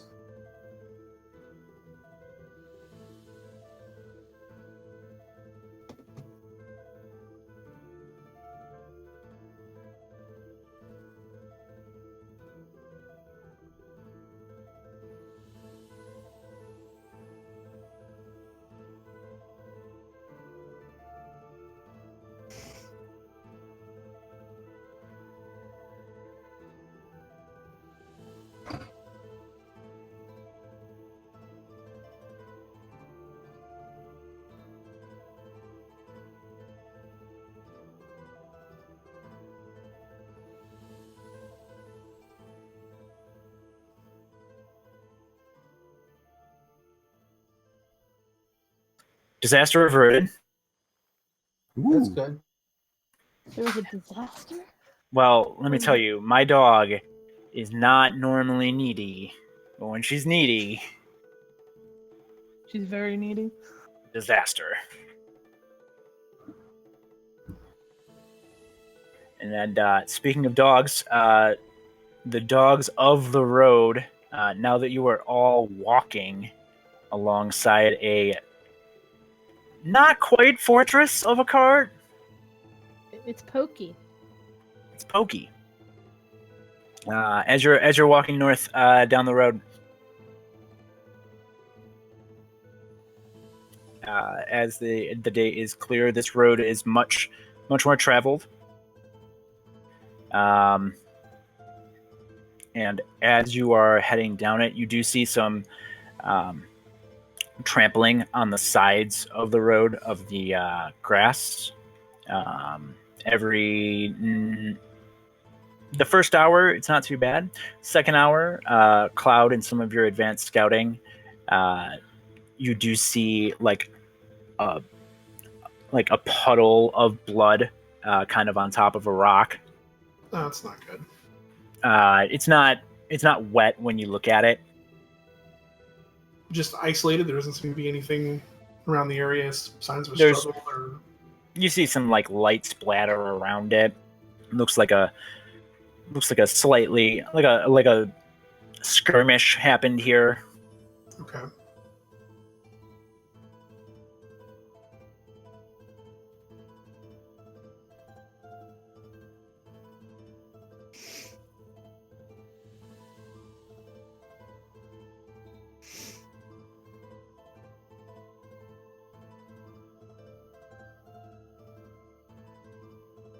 And as they're going, Briseis will be keeping an eye out, like around the cart in general.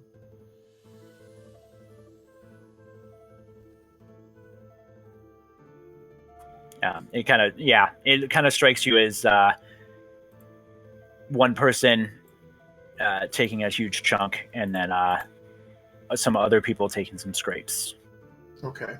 Kind of reminds you of the second time you went down, like that level of pooling of blood. Right, but there's nobody. Like I said, there's no corpses or anything around, and you said it's all looks like old and dried. Yeah, like within recent, but not within current. Are there any blood trails leading off the road anywhere? No, there are no suspicious blood trails Okay. leading to undead off the side of the road. Wow.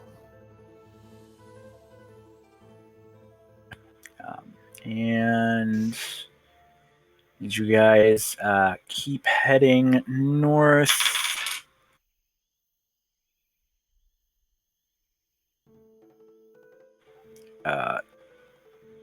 All right. Cloud. Go ahead and give me a perception check. Mm-hmm.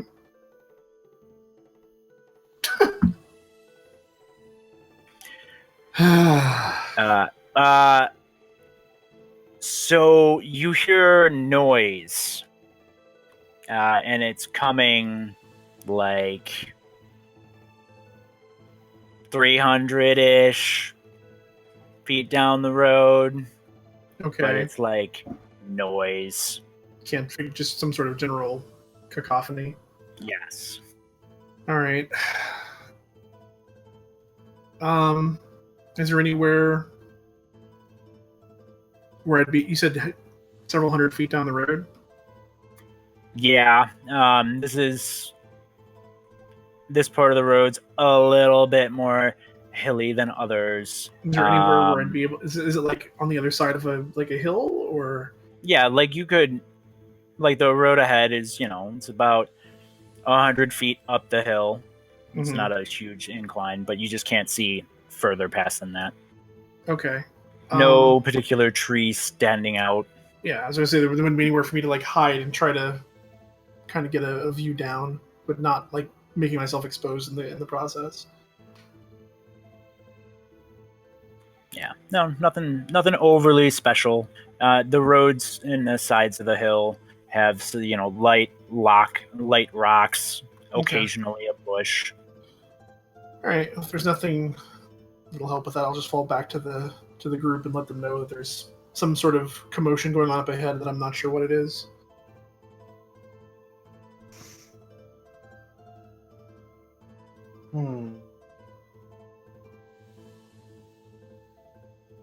Well, not knowing what it is,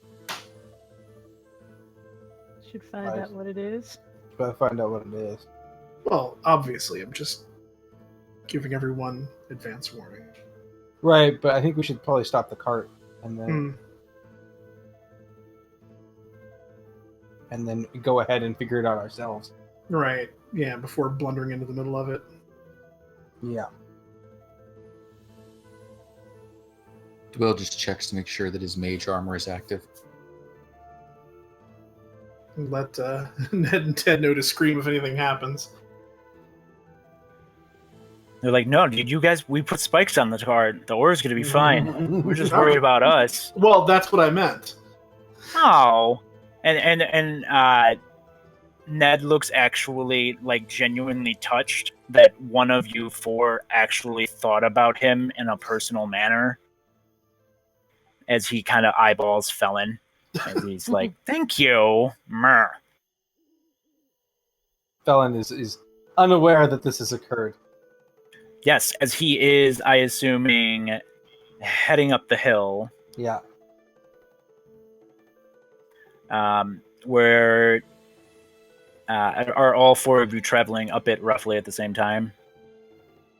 I mean, probably a smart move to not straggle like away from one another if something were to happen.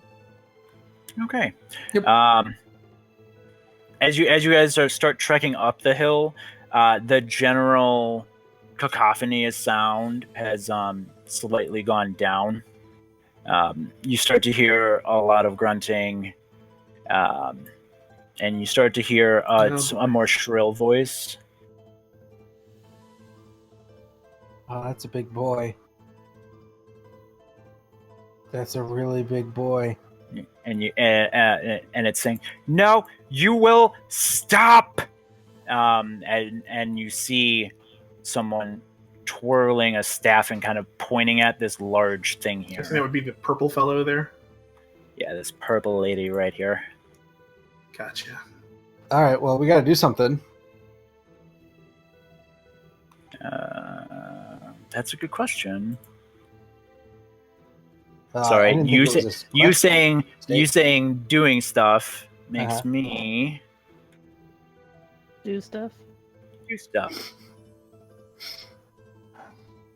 I don't know what to do with this mysterious power I've gained. Abuse it. Always abuse it. Power is made to be abused. Are you? Gonna quickly cast Shield of Faith on Cloud because he needs to take a bit of Oh, it's so considerate of you. so 2 + 2 to AC. Plus And two to AC? Okay. as this sound That's much starts to nicer. come out of Briseus, and like the metal starts to move, and like she's moving her hand, her armor's gonna shift. So I'm gonna give this guy here a perception check. Yeah, he hears you start to cast, and he points. You guys are about 20 feet away, so you're 20 feet off the map here. Okay. Off the map if- entirely. Yeah, if I here, let me just make more grid, because I it's ridiculous for you to be.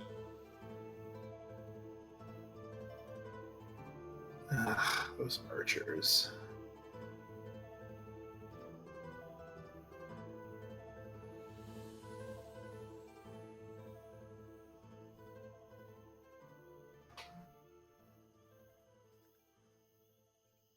More grid.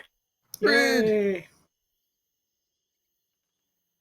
there's even more grid if you need it. Look at all that grid.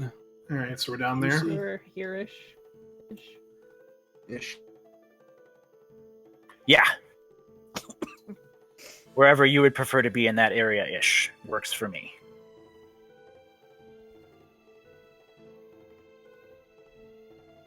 Oh, look at that. They even know exactly how to protect Whale. Aren't they? You guys are amazing. You're perfect in Doyle's eyes. We are in shotgun formation.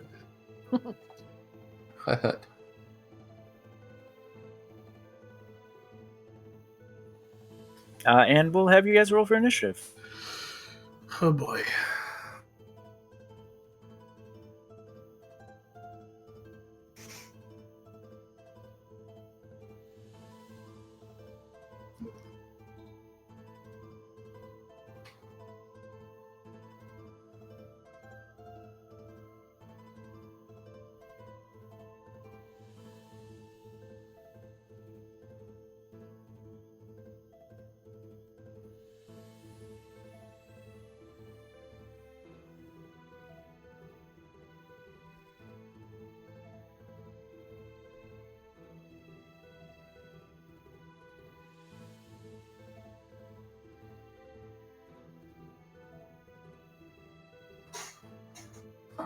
freaky Underdark orc.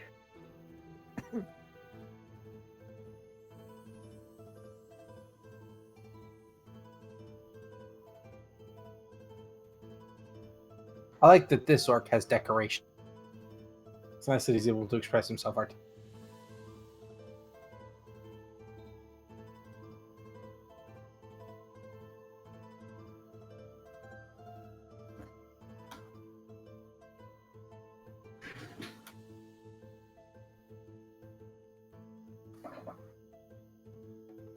Okay.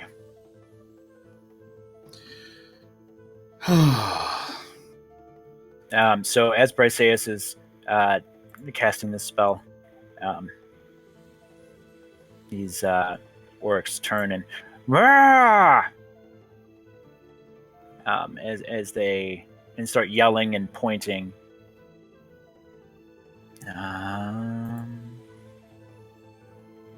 This one for sure.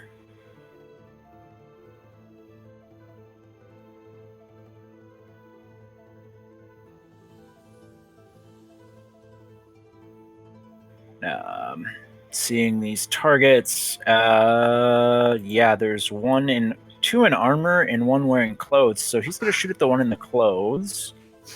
First shot, 13. Is my reaction to block it?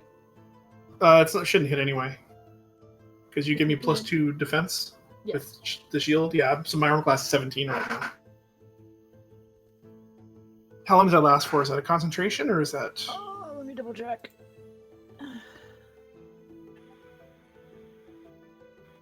It is concentration and 1 minute. Okay, so effectively through combat, unless you get Not deconcentrated. Yes. Unless you get diluted. So, as Briseus, are you wearing your robes right now? Yes. Over the top. So you will have, like, as soon as you go to block with your shield, even though it doesn't seem like Cloud would need it, your just gut instinct is to block. So you'll have heroism for the next minute. That's just immune to fear and +2 temporary hit points every turn. Damn. So I get extra hit points every turn? Yeah, you get 2 temporary. And then after the minute, they wear off. 2 temporary at the start of each turn? Yeah. Okay. Each of her turns, not each of the orcs' turns. Right. And they don't stack, too. It's just 2, and then if they don't get used, 2 more. Or if they do, it's, yeah. That's... I can't stack. That would be kind of... Yeah, no, that would be kind of gross. Yeah. And, basically a buffer of 2 hit points every turn. That's a short sword. Why is that not a longbow? No. But they're the same, so to hit, so it doesn't matter. The second one misses. Are they shooting at me again? Man, I was hoping almost one to hit because I want to use like missile. Yeah, don't worry. This one also volleys 2 at you. Oh, they're each getting 2 shots. Okay.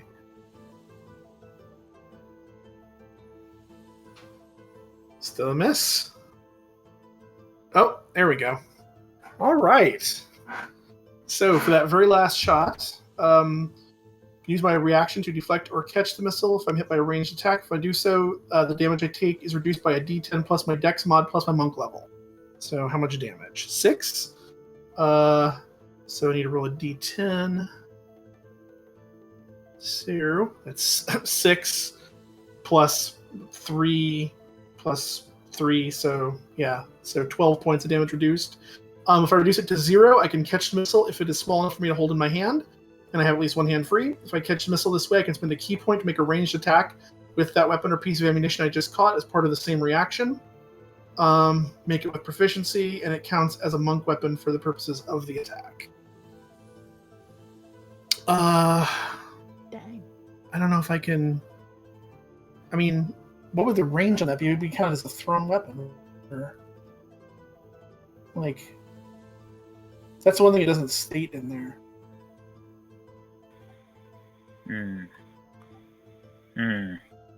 Yeah, I don't know. Yeah. Well, it's an arrow, so I'm just gonna say that you can mystically throw. I'm like redirecting the energy and winging it all the way back. Yeah. I mean, I don't have to necessarily wing it at the same person. I can throw it at this orc in the front. Yeah, I'd say it has 60, 120 range. Okay, fair enough. That works. You know what? Yeah, I'm gonna do that because I actually get to use a cool feature for a change.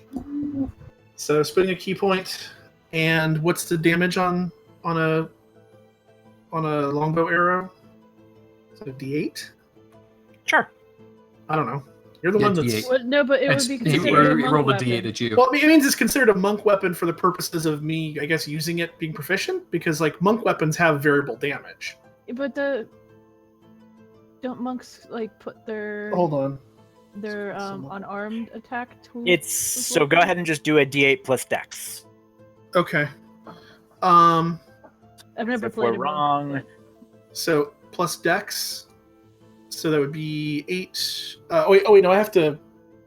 I don't have to roll an attack. It just gets. but flung back. No, I have to. yeah. I do you'll have to make an roll attack. it. My bad. Yep. We'll keep your damage dice. That's fine. Okay. That's yeah. So 8. You suppose my Dex and proficiency because I'm proficient. So 8, 10, 13.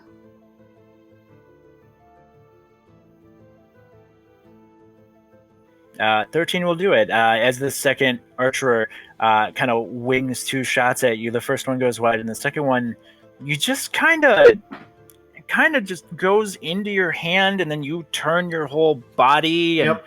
use the momentum forward. And it goes into this orc at the front. It looks like he just got done, or was just recently fighting this dead guy on the ground, and he's not ready for this arrow, Oh. and it just takes him out. Oh. Well, okay then. Right in the throat. Yeah, he like looks up, arrow right through the eye. Briseis we'll gives give him this look, just like, damn. I was like, how long have you been able to do that? Nobody asked. Do these things. It's not as if I've had a lot of opportunities. Nobody's been firing arrows at me.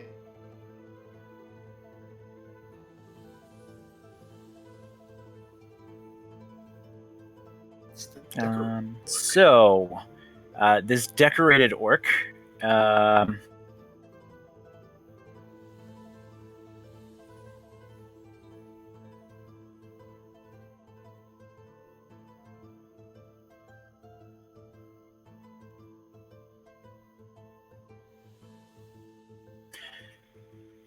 Yeah, you see him. He does slightly move. And then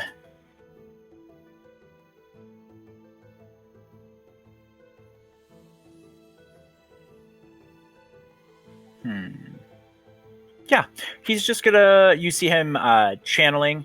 It looks like he's looking up and chanting, and he's holding up this this weird brick of a symbol. And then you see some red haze come around 3 different orcs. Oh boy.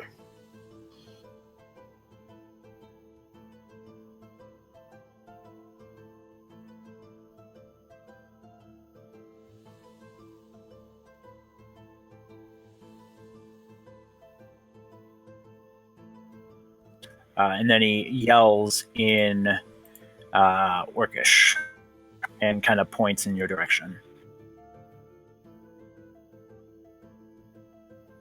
Briseis.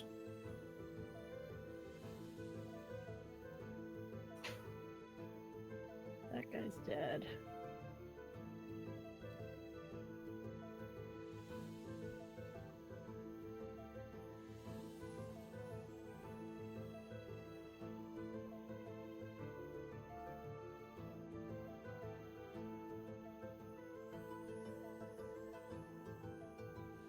I have a little heart. Yes, you have extra hearts per turn. Cloud has some extra no-no. Oh, okay. And these guys have some some red. some wavy lines. She'll step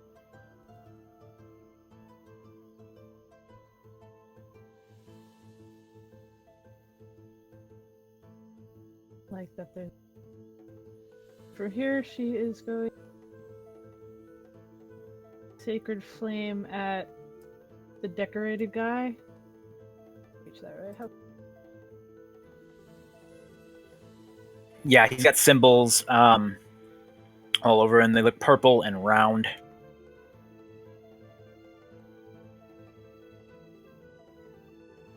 Take your hit. It's what, 60 feet? Ignore cover? He's 45. All right, well, he takes that too. Zip. He kind of like tries to hide behind the campfire, and then the campfire just kind of jumps out at him.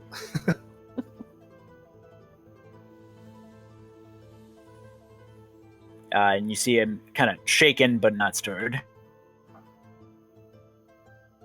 As this red kind of glow hangs around all of these friendly orcs.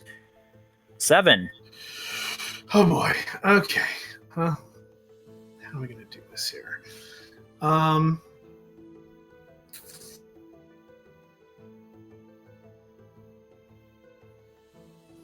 mean, I do have better AC, which is nice. I would have to kick in my speed boost to get to this guy. Alternately, if I went to here. I forgot what's the range on my darts.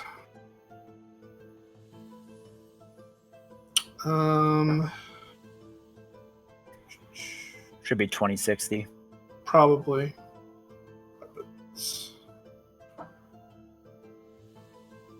There we go. Yeah, 2060. So if I 40 to there, that's fine.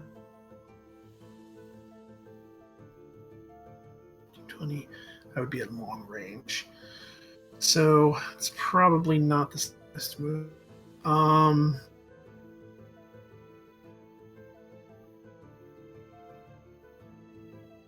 I could try to. I don't want to burn all my key points right away.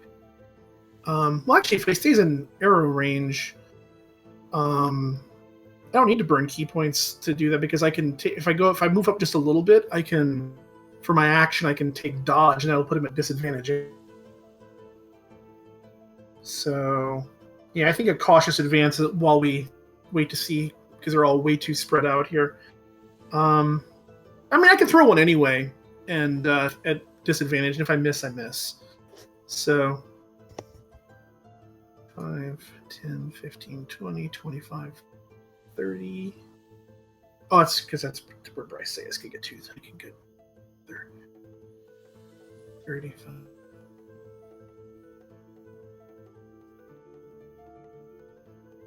Yeah. But 60 is my max, so I'm gonna hang back next to her.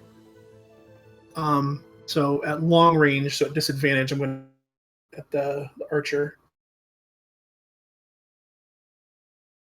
Oh, Nice. well, I mean at disadvantage, so 13. Well, what would have been an amazing throw starts to lose its spiral around the 20th foot, but it still hits its target. Okay, good. For 8 points. Just the 6. Or wait, no, 6. What's the +2? You rolled your crit. Oh, dur. Yeah, so 6 points. My bad. I was looking at that. I'm like, why is it? Because that's right. You double the damage dice and then add the modifier. Yep. Right. Okay. All right. Still, it was almost max damage for it. That's a good dart. Yeah. All right. I'm gonna go to here. And cast. And then it. Oh yeah, no, I attacked. So right. Where are you? It's yours. There you are. Less. Bwomp. And I'm gonna use a 2nd level spell slot so everyone can be blessed. Dwayle's out of range though. You move halfway, then cast, then move the rest of the way. Yeah, That works. I'll do that. works.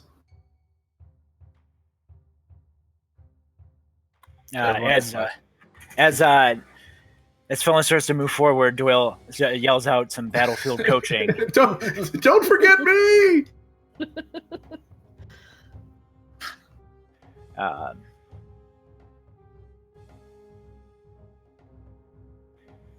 And then this lady in the back, as you hear her, no.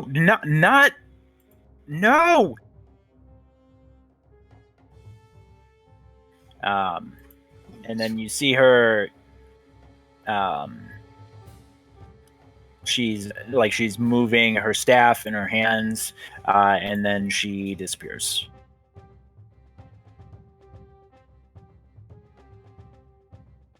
Would be a good one for bless. Maybe this dude.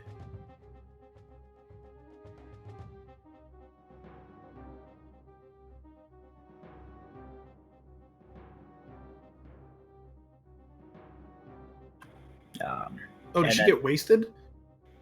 And then She disappeared. She disappeared. Oh, I wasn't paying. I was looking at icons to mark my blessing.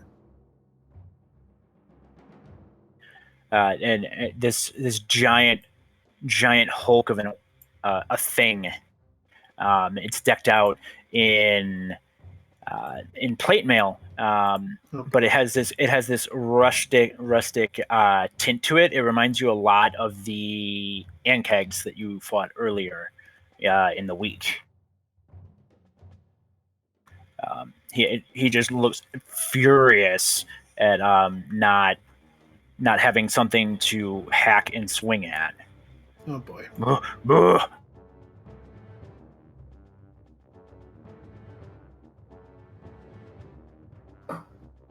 All right, so it's gonna move 30 feet, and then it's gonna use its bonus action to move another 30 feet. Oh.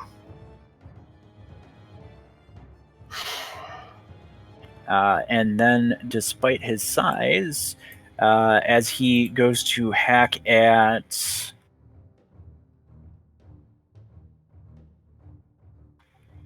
Felon, he's a little bit clumsy. It looks like he's not very well trained. Like he's not going to follow through again. After Not that clumsy. Attack. Impose disadvantage by shield. Disadvantage is still. Yeah, disadvantage is still. Felon taking a great sword to the face. I don't like that. I don't like that at all. Could I not instead? Do you have a reaction to not instead? Can I use no? Can I? Yeah, can I use no? That'd be great. Ow, that hurt. No is unfortunately not a listed reaction for knowledge clerics. Also, can you give me a con save? Oh no, not our bless. Okay. Oh, nice. Scary. Yeah. Speaking of scary, this orc is going to approach and then use its bonus action to approach further. Cloud, as soon as this one approaches, you realize it's wielding a great axe, and you start to have some bad memories. Oh, no, thank you. But he says yes, indeed.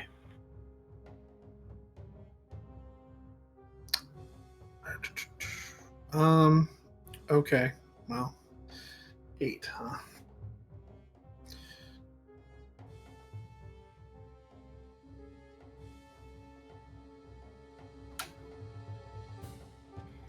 As this one uses its bonus action to close in as well. It's actually going to go behind you. And Briseis could try to block it. Wait, no, it's.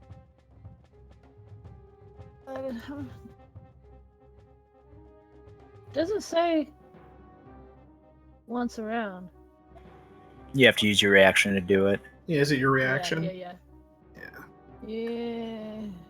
This guy's Yes. going after Briseus in the middle, but he looks worn down already. Looks like he already just had a rough altercation. He's not on his game.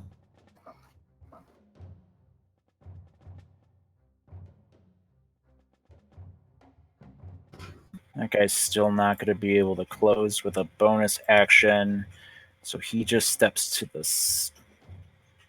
He's kind of grumbles about people being in his way. Steps up before. I moved the dead. And then probably gets in the other guy's way. And then he goes to throw a javelin at Cloud. Be a miss. But a 12 is a no, and then he moves to the side. Dwayne. All right. So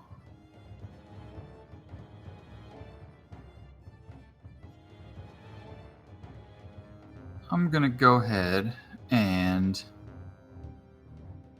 make a little air ball with my hands and toss it out towards him and summon a flaming sphere at 60 feet. And then I'm going to rush it at him for the extra 30. And I think that says 85. Yep. So I'm going to smash a flaming sphere into that guy back there. I hope.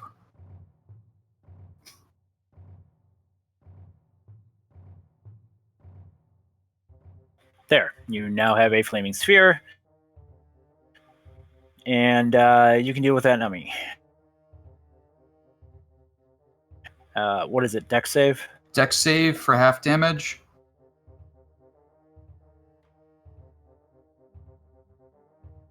Oh. So he takes the whopping 2. And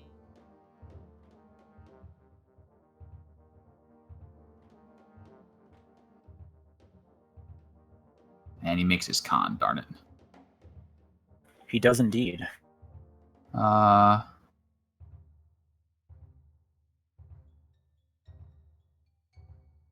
And I'm actually pretty happy with where I'm standing. Okay. That is it for me. All right. Scouty McScoutton number 1.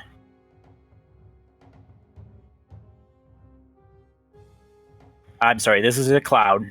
Okay. Because it's the only thing he has line of sight at. And it's this guy right here. Gotcha. Yeah. I figured once you said line of sight. Yep, that's a miss. How about an 18? An 18 would be a hit. Guess what? Burn that key point. All right. Well, it's only a key point if you throw back. That's true. Actually, yeah, it's a fair point. I'm just gonna swat it away. It would be nice to whack him in the process, but I may need those points for later. So yeah, I'm just gonna swat it away. So it's 8 points of damage. So I got to do, what was it, a D10? I think it was. D10 plus 6. Yep, D10 plus. It was monk level and dex. So. Yep. Nice. So 16 points deflected. You thwap that arrow, and it actually hits this orc on the side of you, and he looks kind of annoyed at the other archer, who shrugs and shoots at you again, poorly. Yeah. This one in the back.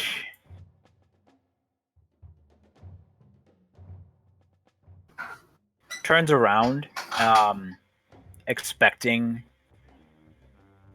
to see the other person, and not seeing or hearing her.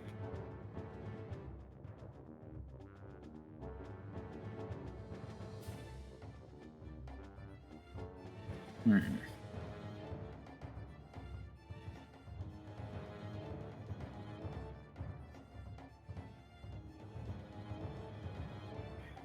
Takes 2 shots at Felon. Okay, maybe Uh-oh. takes 1 shot at Felon. Uh-oh. That's not good. Sorry, are we That's- doing any reactions to this longbow shot? She'd try, but it's not gonna help. Not too much. Well, So as that happens, instead of this arrow going into Felon's eye, it probably just goes into his shoulder and does 4 damage instead of 11. That's better. That Yeah, is better. that's an improvement. Yeah. I'm not down. How about that con save, though? Oh, yes. Sorry. Nope. Get fucked. wait, Alright. hang on. Yep. Oh, but did you add in your D4 for bless? Yeah, but No, he got it. He got it by a 17's bunch. fine. Yeah. Oh, It's like 10 or. oh, I missed like the concept. I was 5 looking. plus I was looking half at the damage. orc shot. I'm like, that's a 6. That's not a. You didn't make that. I wasn't even looking at the con save above it because I'm not paying attention. And then he moves kind of out of all of your line of sights, all of your lines of sight.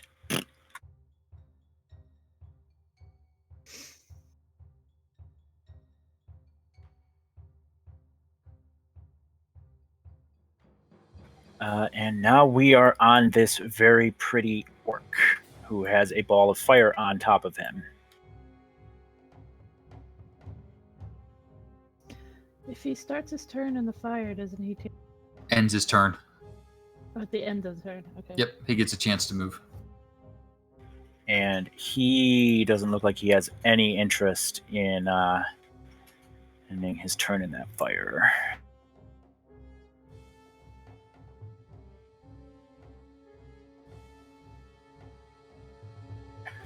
He's moving 30, and then he will bonus action to move 30. Oh boy. And he looks at all 3 of you and just kind of in like this awful sounding, almost trying to be human like voice. Sorry, this is at Briseis.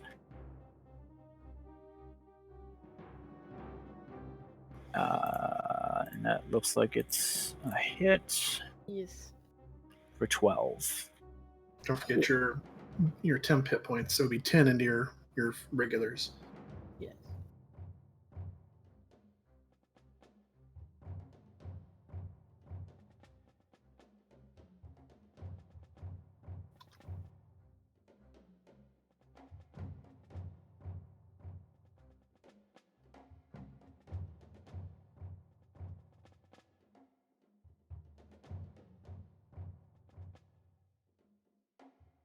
And it's kind of, the spear goes at you, but it's kind of wavered by your fearlessness in this fight, which turns us back to you.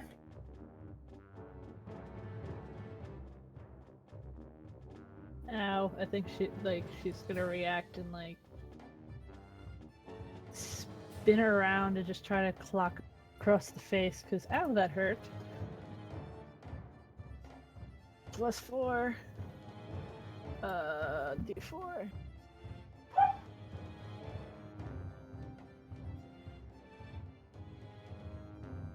$15.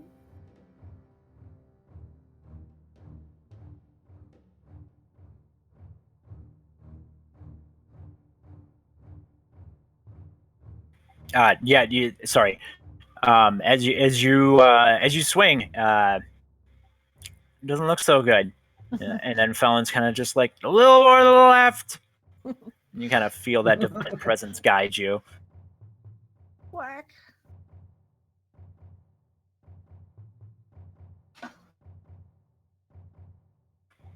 That's a roll. Also, can you just do a manual roll of a 1d8 +2? because Shillelagh's going to give you a quarterstaff with a 1d8 base.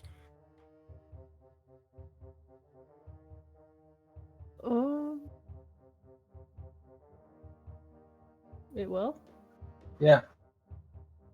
That's. I want it. And you add your wisdom, not your strength, to it.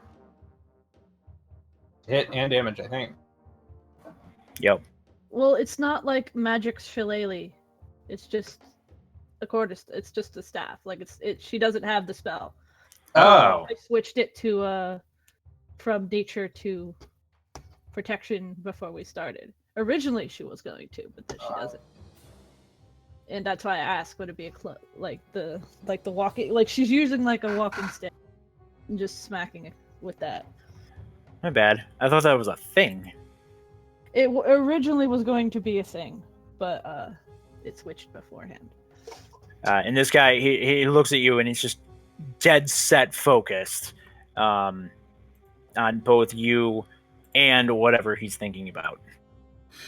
So 7, you've got an orc on your right. You've got. Yep. This is a bad place to be. All right. Hoofa doofa. I am going to do things. I'm going to kick in a key point, activate Flurry of Blows.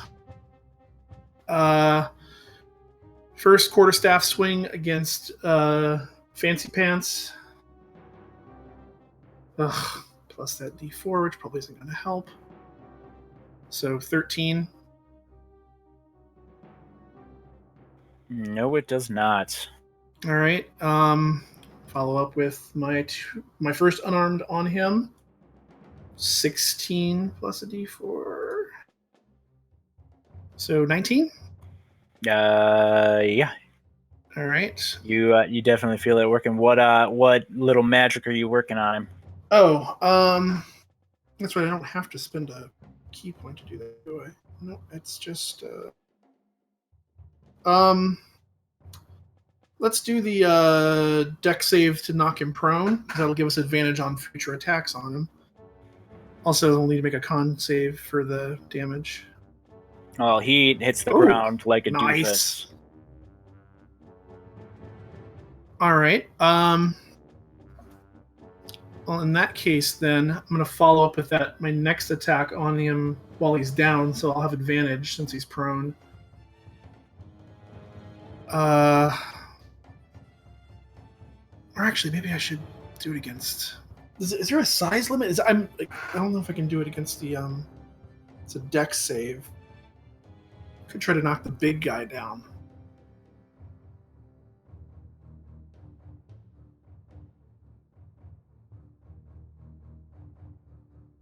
I mean, all it's going to mean is that by the time their turn comes around, we have Felon would be the only one who get an attack on him before. If you did that, and I'll finish up on the Fancy Pants. So, unnatural 20. Well, your unnatural 20 does not require the blessing of Denier. Yep, for 7. All right, and what special effect are you inflicting on him? Well, he's already on the ground, so I don't think. I mean, I could knock him back, but I'm just basically just kicking him across the ground. I guess I could just do it so he doesn't get reactions, but getting him out of melee range was. I mean, if he's prone, would I still be able to do the push? Yeah. All right. So yeah, he has to make a strength save then.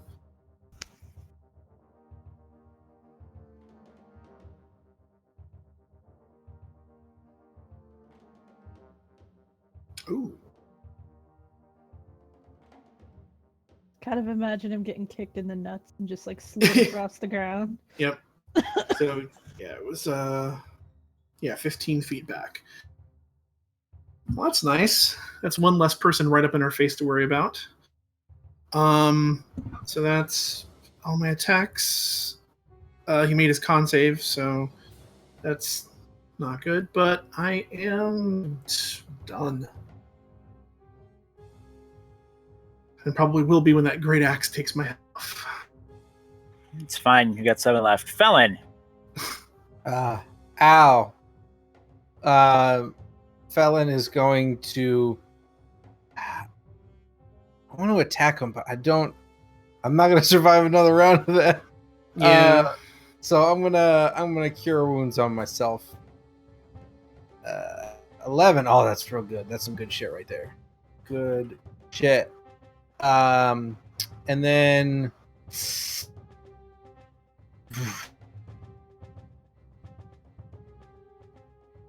there's nowhere really I can move to that would help at all. I don't. So I'm just gonna stay where I am, and that is my turn.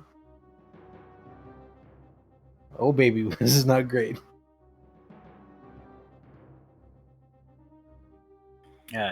So giant, great sword wielding, crazy guy. He looks angry. He looks angry in general at anything that's not an orc. We've all been there. And he sees Felon, and Oh, so it was a D3. I thought that was attack for a split second. I was like, yes. and he sees you put together the hack and slash that just happened. He does not want any of that. Oh, come on, dude. Protect. I have that. Could do that again. Disadvantage. Oh, And it goes kaplanging off of thank Brace eight. goodness. That's why it's good to stand next to her. Well, hopefully a crit doesn't happen now. And the rest of the orcs are encroaching. Oh, that decorated one might decide that. We'll see what happens. I don't want to say.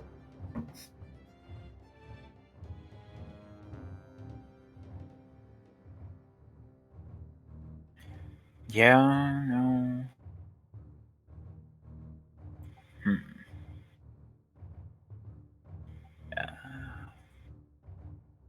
Sorry, I have to decide whether or not this orc saw something.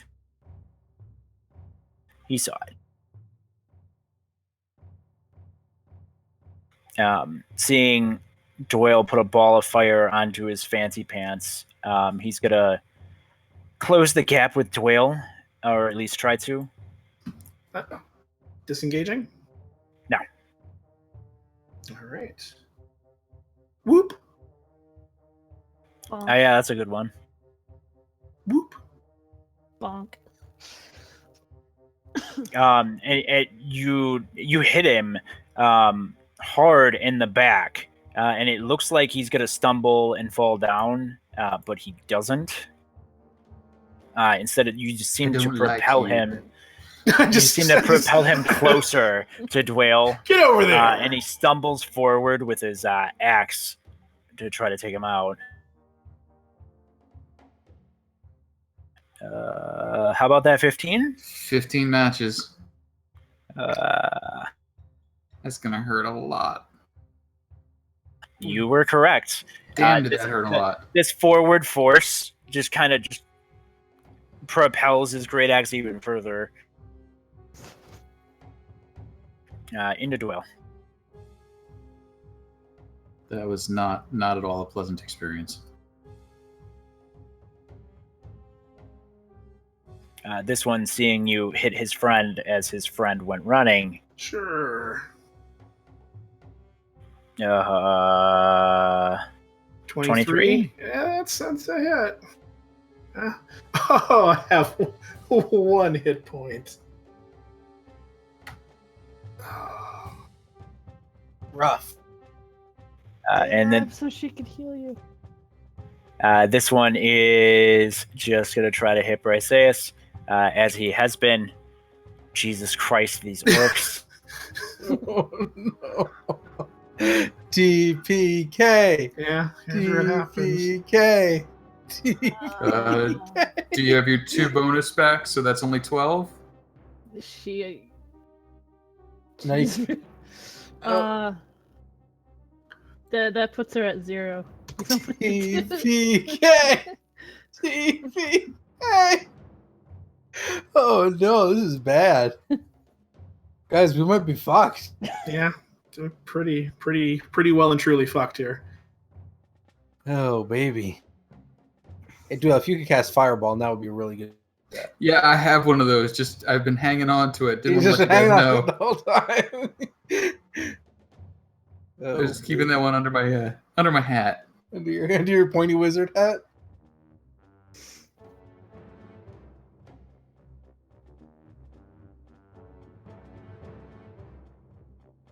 Is that all the orcs now? Yeah. Well, they dropped one of you and put 2 of you into critical. Yeah, I think our grunt orcs have had a great turn. I appreciate what these orcs have accomplished and would like to undo as much of it as possible. Oh crap! Hang on, I took a bunch of damage.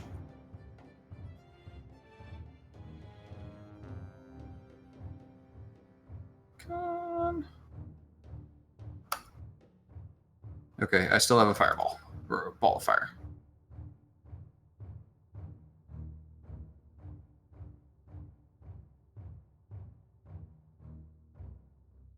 Okay. How far can you move it? 30 feet. Oh, okay. Yeah, he's like your only one. He's one more than I can do. Well, no, because it has to be next to him, right? Or is it in the 6 square with him? Oh, it's in the square with him. If I ram him with it, he takes immediate damage. If I leave it hanging there, he takes it later. Oh, okay. So I'm going to try and take this guy. Yeah. So, fireball, bonus action over to here. Plomp. Come on, give me a good one this time.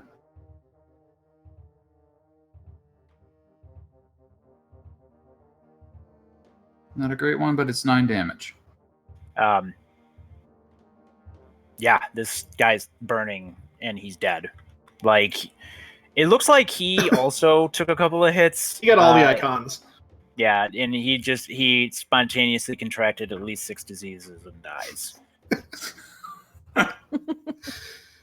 But the fire really is the only thing that kills him. All right.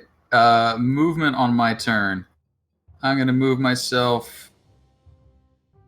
Come over here. 1, 2. Let's try and play the math game.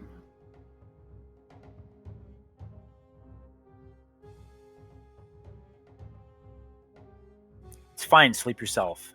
That's fine. what I'm Okay. trying. Yeah, no, I really would prefer not to do that. There's 20. There's not 20.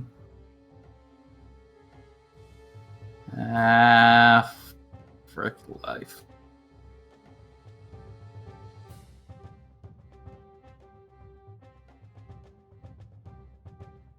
Yeah, I think that's my best spot. So we're going to drop a sleep right there and pray an awful lot. So it's the one on you, the one on Felon and Fancy Pants? Yeah. And we're going to make that a 2nd level sleep. Come on, buddy. Dude, seriously? 18? 18? It's a garbage sleep even for a 1st level sleep. 2nd level sleep. Yeah, I know it was a rough low. 2 ones, a yeah. 2, 2 2, 2 more 2s. That's not great. Oh, D20s against us tonight. yeah. Come on, there were weekends. Some of them have got to be beat up. Yeah, I was going to say, Fancy Pants has taken a few hits. Isn't do you think the Roll20 staff just chooses one game where the players die? It just makes the rolls really bad. I think so, because it's ridiculous. But all 3 of them actually fall asleep, even with that garbage roll on the sleep spell. Well, I did bonk the one that Thank ran God. down to Dwale. So let's see here. Da, da, da, da, da, da, da, da. All right, there's And a chance we may that's all I can do survive for right actually now. now. Maybe. While they're sleeping, just shank them in the throat. Well, leave the one sleeping, and focus on the 2 that are right up on us here, because it's just those 2, the other archer. Well, coup de grace. Yeah.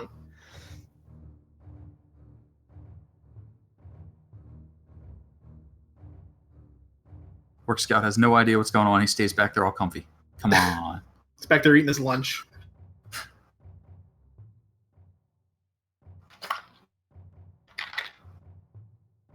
Orc Scout moves down this way. Only thing he can shoot at is Felon. No, I mean, no. I don't know if he can shoot. No, I don't know if he can either. He can. He certainly can. All right. 5 damage. That's not great. Yeah, get fucked, dude. And then, like, after that second one, like, his bowstring snaps, and he looks at you, and then he kind of looks back at this wreckage of this caravan, and then you see him just run to the west. That's what I thought. All right. Better run. Suddenly, this became theoretically possible. Now we only got 2 to worry about. It's really the big guy I'm stressing over. The big guy's scary. Well, I I could try to focus on dropping if I blow my Wait, aren't you at 0? Yeah, legit. Oh, it is 0 not stable? Sorry, I I don't- forgot. yeah, it's not past editions where you land on exactly. Once you're down, Oh, that's start one mixing it down. success. Yep, that's positive. Oh. All right, so here's my thoughts on this.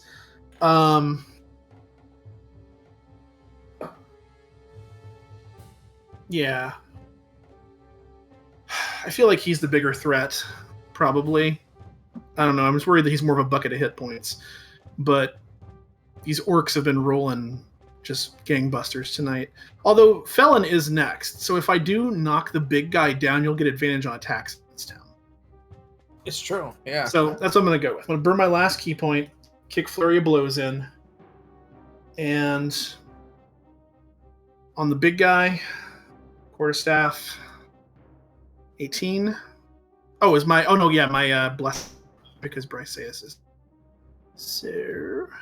Or not my blessing, my AC. bonus. So my blessing is still up.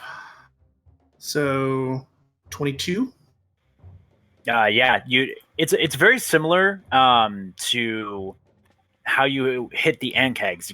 It has that reverberation feeling, but also like a little bit more like crafted or forged, like it's been tempered. Right. That is a hit though. That is a hit. 7 points. All right. First unarmed. Wait, we are talking about the big guy here, The right? big guy, yeah. Okay. Yeah, so I'm focusing on him because I'm more concerned about him. Also because at least Dwayne has like a bead on the other guy. And like I said, if I can knock him down, then Felon can follow up on the big guy too and maybe theoretically get him out.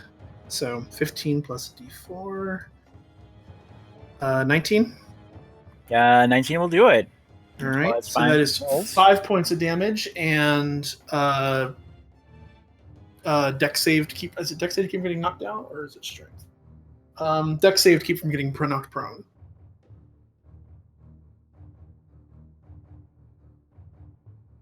Son of a bitch!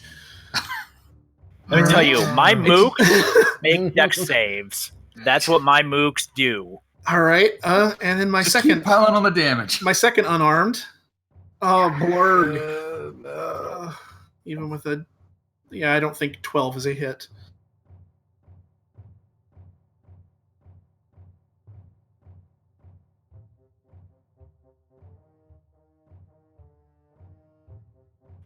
Yeah, no. Yeah, I didn't think so. Just waiting for corroboration there. No, your second paw strike. You're kind of expecting him to be prone already. Yeah, I was already going. Yeah, I was already setting my follow up to whack him on the ground, but he didn't drop. Well, that's me. Here we go. Felon. Oh, baby. Okay. I think this guy's got to die. Like, he can't be allowed to just hang out anymore. So here's what I'm gonna do. First thing I'm gonna do is I'm gonna make him make another dex save for my Sacred Flame. Look at that big damage. He can't possibly make that DC 13 dex. That'd be possible. Natural 20. Eat a dick, 3 damage. And then I will cast Spiritual Weapon. I'm just gonna put it like right here. A Spiritual Weapon. And then I'm gonna bonk him with it. D4. Gotta roll the D4. Get that D4. 14, maybe? So he dodges your book, and then he kind of he's just like, I don't understand this at all. This is what he holds out his sword and he's like, this is what you're supposed to, and then he slashes his sword. Oh no! You really showed me. But he does it against the book, right? He tries to attack the book. Yes. No. Oh, there it is. All right. Okay. How bad is it? All right. So as he's kind of just like, yeah, this is how you do it. You're like, oh yeah, I'm supposed to fall in half from this greatsword. Yeah, that's what's gonna happen. All right. So I'm at 0. Oh baby. Oh baby. So I can't keep concentrating. So. Oh yeah. So Bless is gone. Bless is gone. Technically, Spiritual Weapon's still up, but I don't think I can direct it when I'm on.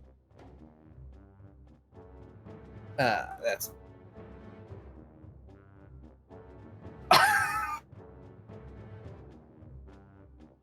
All right. So. All right, Cloud. You ready? No. Go for it. No. Bring that crit on me. Wait, T. is that the sleeping orc? No, the one that's up. This one. The He's sole non-sleeping one that's still up. Oh my god. No, but I'm putting my like when you roll over the order. Right, but that's for all the orc. Oh. Okay. All the generic orc. Oh boy. If Bryceus were still up, that still would have hit. So I mean, yeah, 17's still gonna hit you probably. Yep. It's still damage. Gone. 9. That's a lot 9. of damage. 9. Oh, look at that 2. Get fucked, dude.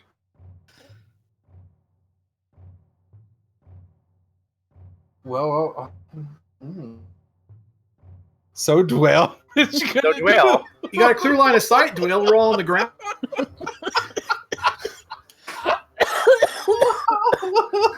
So if I start running now, I can make up a story as I go.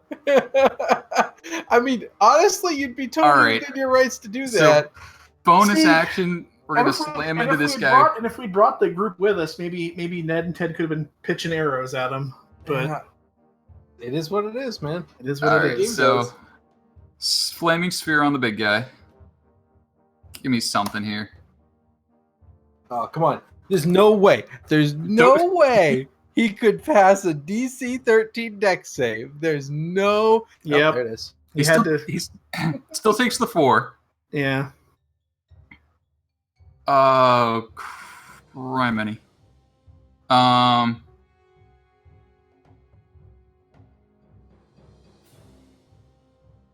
Well, on the upside, you guys are all unconscious, so I'll drop a sleep on him and see what happens.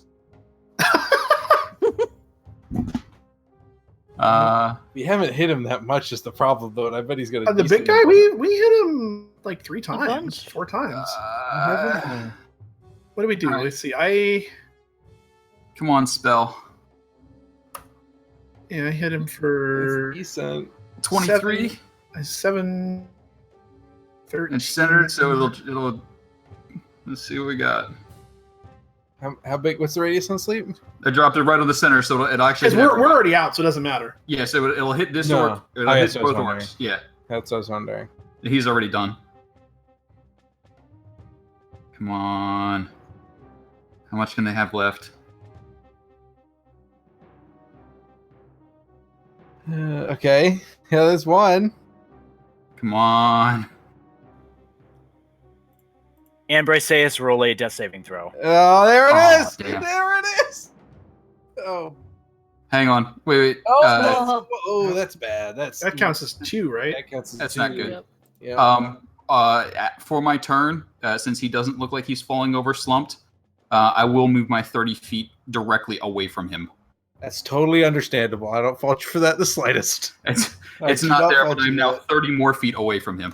I do not fault you for that.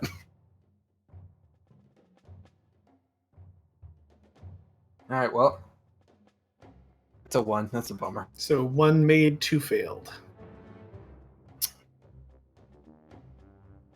All right, Cloud, don't die. Yeah, well, I'm not gonna die in 1 round. Those are some famous last words, my Right, friend. that's I wouldn't be 1 for me. And let's see. Ah, there's one. Oh, baby. But he's just right there. Unless he decides to chase Dwayne, he could just kill us.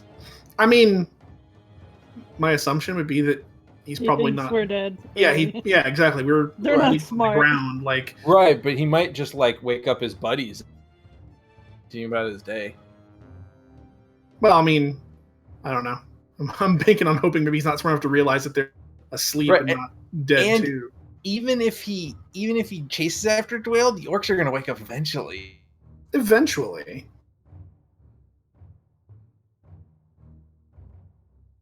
Because what's the time on sleep? Isn't it like something ridiculous? A minute.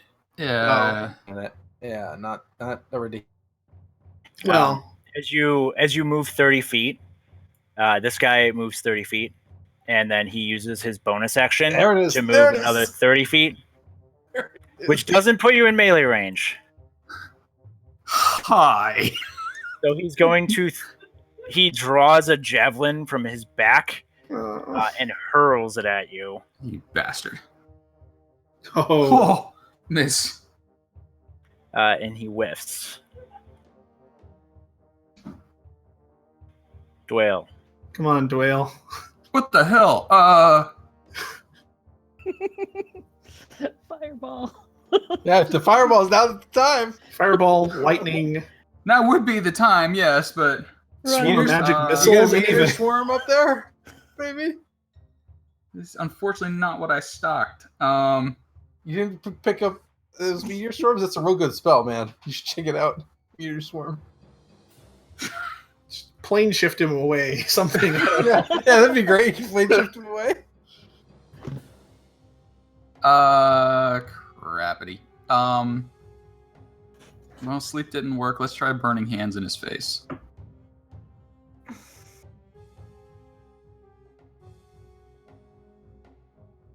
Ooh, DC 13 dex save? There's no way he can make a DC 13 dex. It's Okay. physically impossible.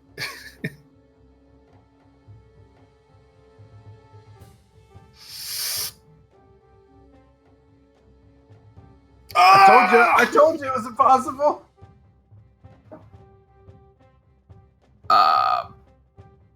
So that's Move. 11 damage. Run away some more. Drinking a healing potion is a action, correct? Yeah. Action, Yeah, it is. action. So, As you cast burning hands on this guy, you can see like he has hair all over his head, and he's got long hair, but he's also got hair on his face and his arms that you can't see under the plate, and it looks like he just self-immolates from all of this. Like his hair catches fire everywhere, and he looks like a stunt man. Nice. and we need a conveniently placed like railing for. This is still real bad though because Do you have a dagger? Coup de grace these guys on the ground. All right, so Dwayne, you know 3 of your team members are unconscious, and as far as you know, the orc threat is relatively eliminated. Are you running back towards them, or are you running for your life? I am dashing back towards them, uncorking the healing potions that we have, or the healing potion that I have, and whichever one of them looks worse gets That would dunked first. That's Briseus. before I start grabbing for their other ones to dunk them. You're like, I don't know how to fix these things. Just drink. Yeah.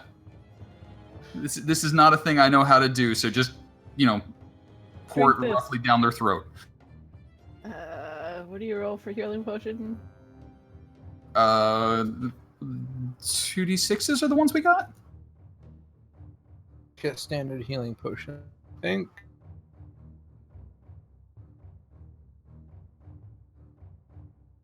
Potion of healing is 2d4 plus 2. Sorry. The potion's red liquid glimmers when agitated. I wonder if they're angry right now.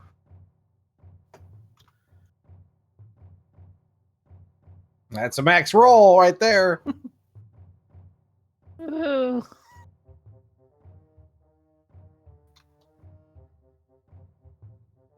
She is going to groggily and blearily get up and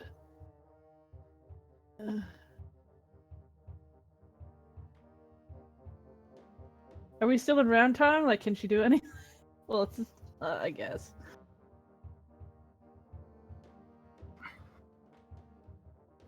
Dwell's like pouring potions down like quickly. They're gonna wake up shortly.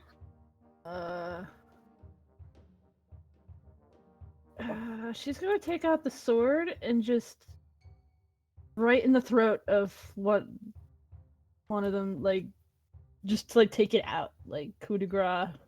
It's unconscious. Like, how does that work? I've never actually done that in a game. Since it's like asleep, can't you just stab it in the throat or something and make sure it's dead? You have advantage, and if you hit it, it's an auto crit. Okay. Advantage. Dab, please. So if it's a crit, is that a double crit? It's a super crit. And then Phelan, your healing potion gets poured down your throat, and Cloud, your healing potion gets poured down your throat, and Briseis is the only one left with a healing potion. Enough. So can she continue on with this while they're waking up? Like, how are we... Is it 2d4 plus 2? If you're going berserker on them, I'm not the one who'll stop you. Kyle, are you hearing this? So I Like, see Felon coming up, and then we're trying to kill another one. Is that correct? Yes. Or at least the ones nearby. Like, she got that one, so she's gonna go to... Go to this one? No. The one's, like, immediate vicinity of fallen friends. Or... not so much. How do you miss when they're laying down? But, I mean, only Okay. have one arm sword with. what? I mean, I don't want to, you only have one arm to sword with. Maybe, like, it slips.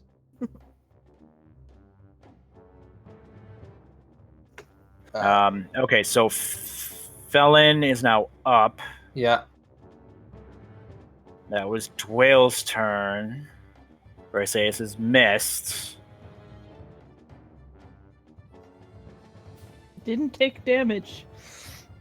So...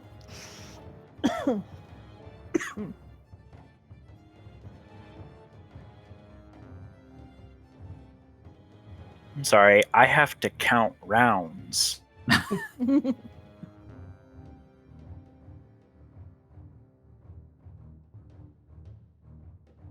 as bonus actions, Dwayne moves his flaming sphere down to support whatever Briseis decides to do.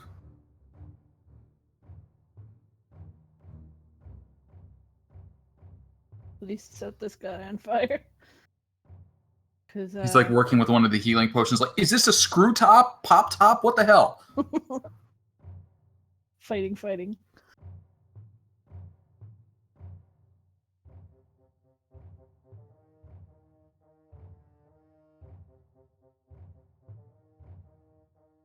Is it Felon's turn now? Oh, sorry. Felon would stand up. Sorry, I'm still counting. Okay, that's fine. Do you want me to wait? Yeah, I mean, if you guys can help me walk through this So, in terms of numbers, since the first sleep has been cast. It definitely hasn't been 10 rounds since the first sleep has been cast. I For think sure. so. I'm going to say there's 3 more rounds on sleep. That's fair. So I'm going to stand up, look around, come over to here, and then I'm going to, just to make really, really, really sure, I'm going to put my palm on his face and cast Guiding Bolt into it. Just to be really sure. So I think that hits 24. I certainly hope the 24 hits. Otherwise, we would never win this fight naturally anyway. And 14, and then damage dice again. So 30 damage. I think you exploded his head. As that one goes down as well.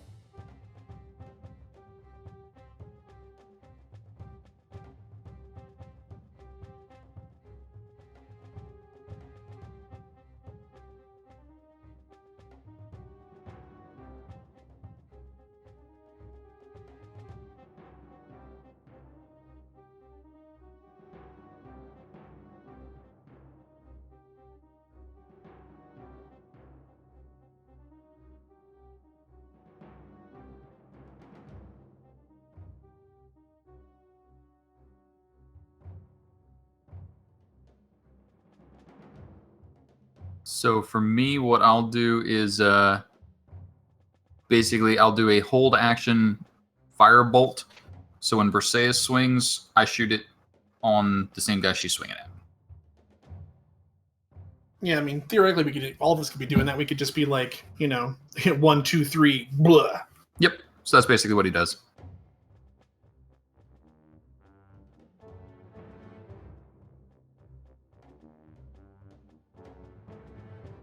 And that'll be it for me.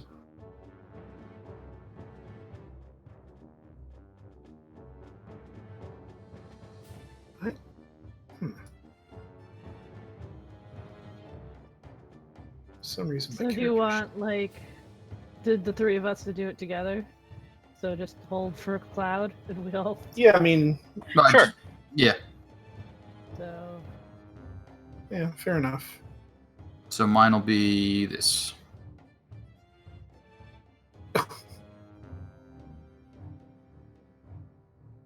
5, so do we...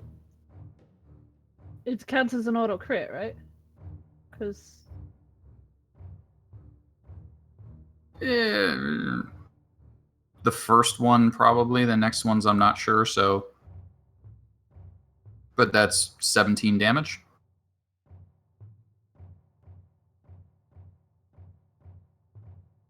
Oh, and Rob. Yeah, I crit. Rob critted anyway. So.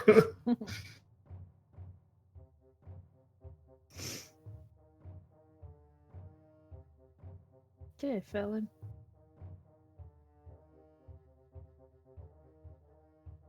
If it's my turn, then I'll just go over and finish off this last guy. Are we keeping one alive?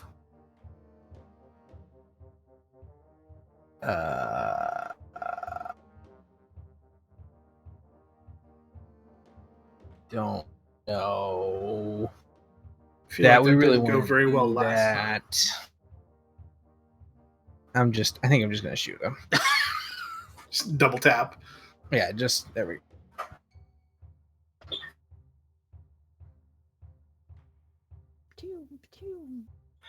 As this last orc dies, Oh, look at all those diseases I gave him.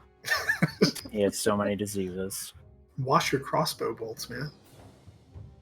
That's what happens when you let milk sit on your crossbow bolts.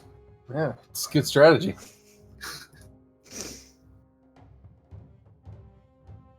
Wasn't there a young woman? Old woman? There was a woman. somebody who disappeared on the second round. I think they were rightfully hiding. We probably could have used a little more of that. Hello? The orcs are dead. Do either of you still have any restorative magic about you? Yes. A little bit.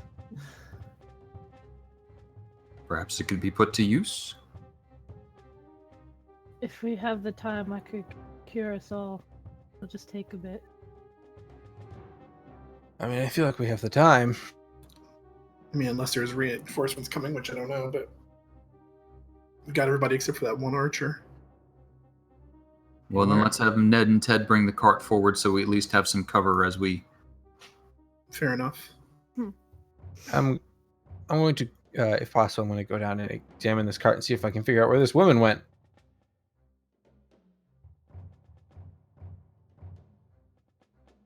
I'll stagger back to the top of the hill. Like, Y'all gotta be Felon, here for as me. you wave to get their attention. Felon, as you Be back in like approach. 10 minutes so she Just can cure give us you. a holler. Felon, as you're approaching this down cart area, within the overturned contents of the cart itself, you see a book kind of lift up and then disappear, and you hear a voice say, "Thank you."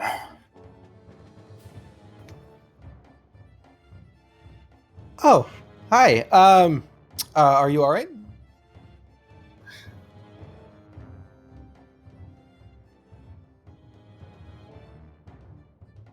And then make a perception check. I don't notice. Because I have advantage for some reason. Yeah, you don't see or hear anything else besides that. Are you all right?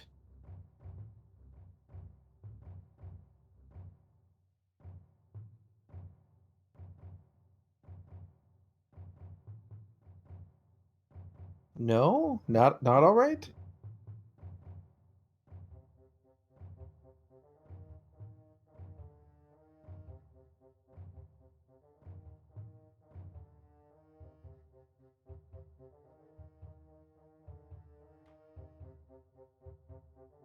There's no response. There's no anything as far as you can tell. Well, you should probably come out because you don't want to stay here. So we're heading to Baldur's Gate, and you're welcome to come with us. But your horse is dead, and the rest of your party's dead. And cart's overturned, so you're probably not going to make it there on your own.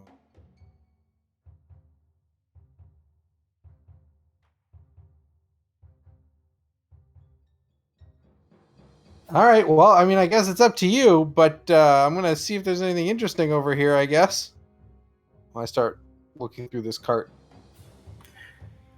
And then kind of on the remnants of this, with this kind of ambiguous healing in this floating thank you book, which I wouldn't think Felon would be overly surprised at. Wait, there's a floating book?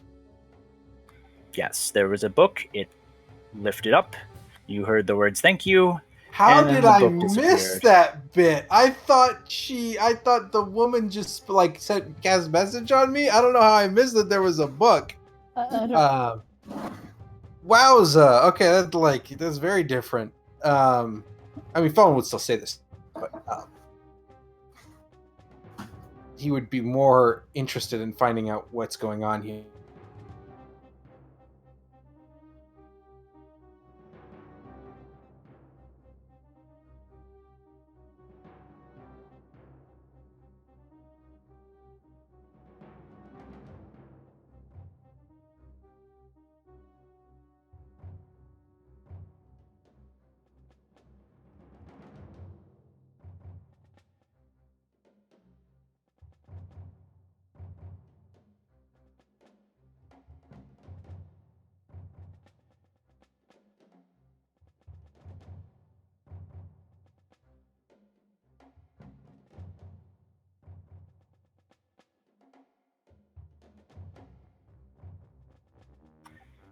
sorry, with that book floating, and with the near-death experience kind of down to the south, I think that's where we're going to leave it off for the night. Well, all right. It's not as exciting as paperwork, but I'll take it. Everyone's gonna get 10 hit points. Prayer of healing. Beautiful. Okie dokie. It's marvelous. That puts me back to full. And then also, as you have made a significant dent into the orc populace of the North Road, We level have up a to level. 4! Yay! Woo! Shield Master. Right. Did one of the fine orcs scattered about have the scar as we were fighting him? The eye to jowl thing? Oh yeah, it's this giant motherfucker right here. That was the big fella. Of course he was. It's real obvious now that the fur's burned off him. Oh yeah, there it is. Ah, look at that. All right, so we're gonna pick up with investigating this next time then. Yes, I was really hoping that you guys would TPK there. Yeah, it was looking pretty likely Jesus. for a good bit. Ah, I didn't like it. The whale saved our asses. And all I kept thinking was, We I'm owe thinking, him now. if we had gotten to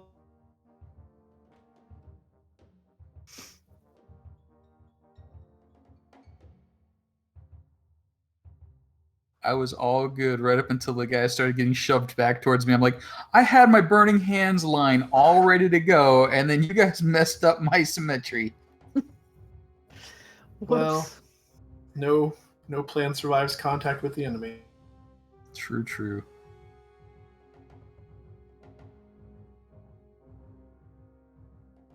All right, so for the purposes of the record here, I am going to take the average. The what? So 5 plus there. my con modifier, so 6. So it's me to 20.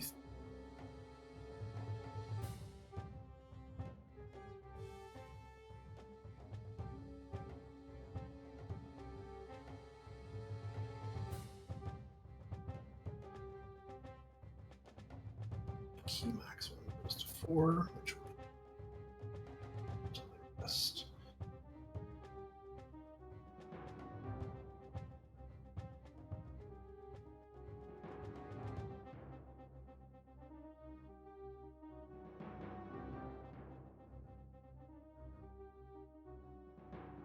I have to weigh ability score improvement versus feat. I really do feel like mobile. I feel bad because we keep engaging in combat so fast. I'm like, no, all the things I can do take too long. I mean, we didn't this turn or this No, fight. this one started- actually got like a reasonable organization going. But Yeah, us going in formation like that actually kind of helped around it. There's just a giant motherfucker with a giant weapon. Yeah. Problem. Okay. Although getting to take out that archer with his own arrow was pretty badass. Yes. Impressive. I get another cantrip. Whoop. Did I get it? I'm not sure. If I didn't, I terrified him.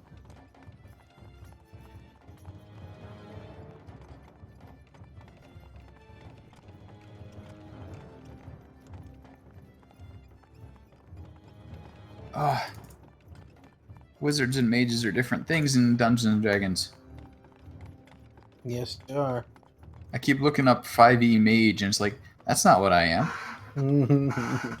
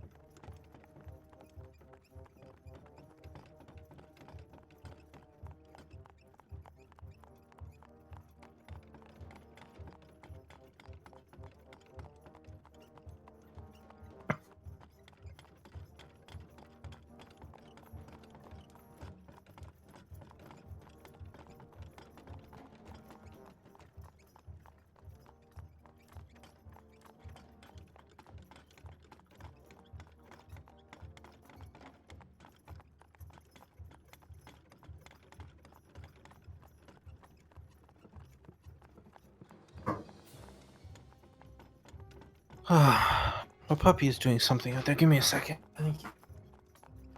Sure.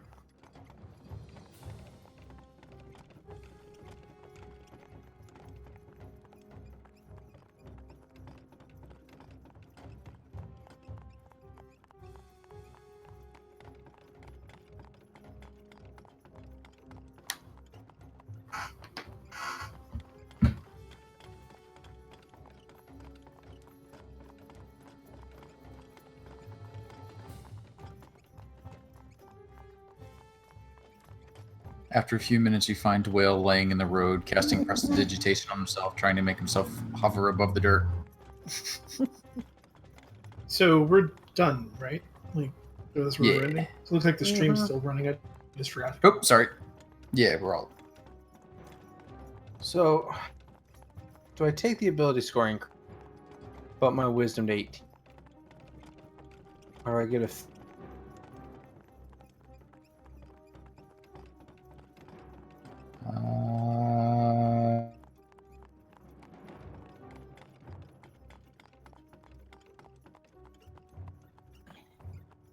For the way you've been playing, I would say the wisdom. Yeah, I mean, it's... Yeah. I mean, unless you had something that you really liked the look of. The only feat I'd take probably is Keen Mind. Character.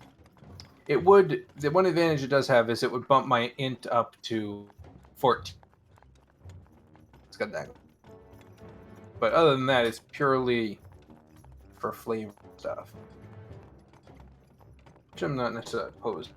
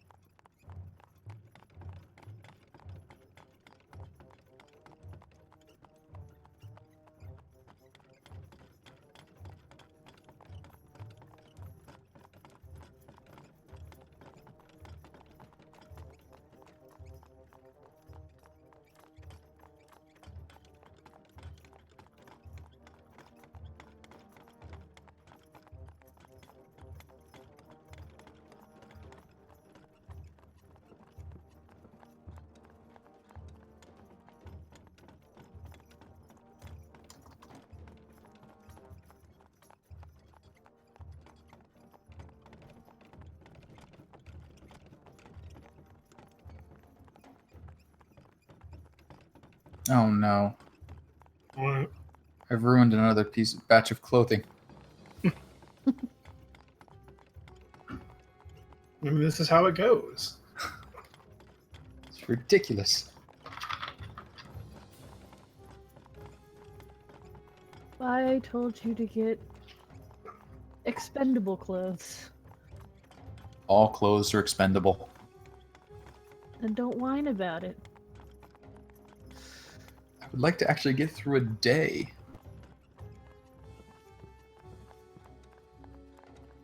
At least until dusk when I can slip into my evening wear.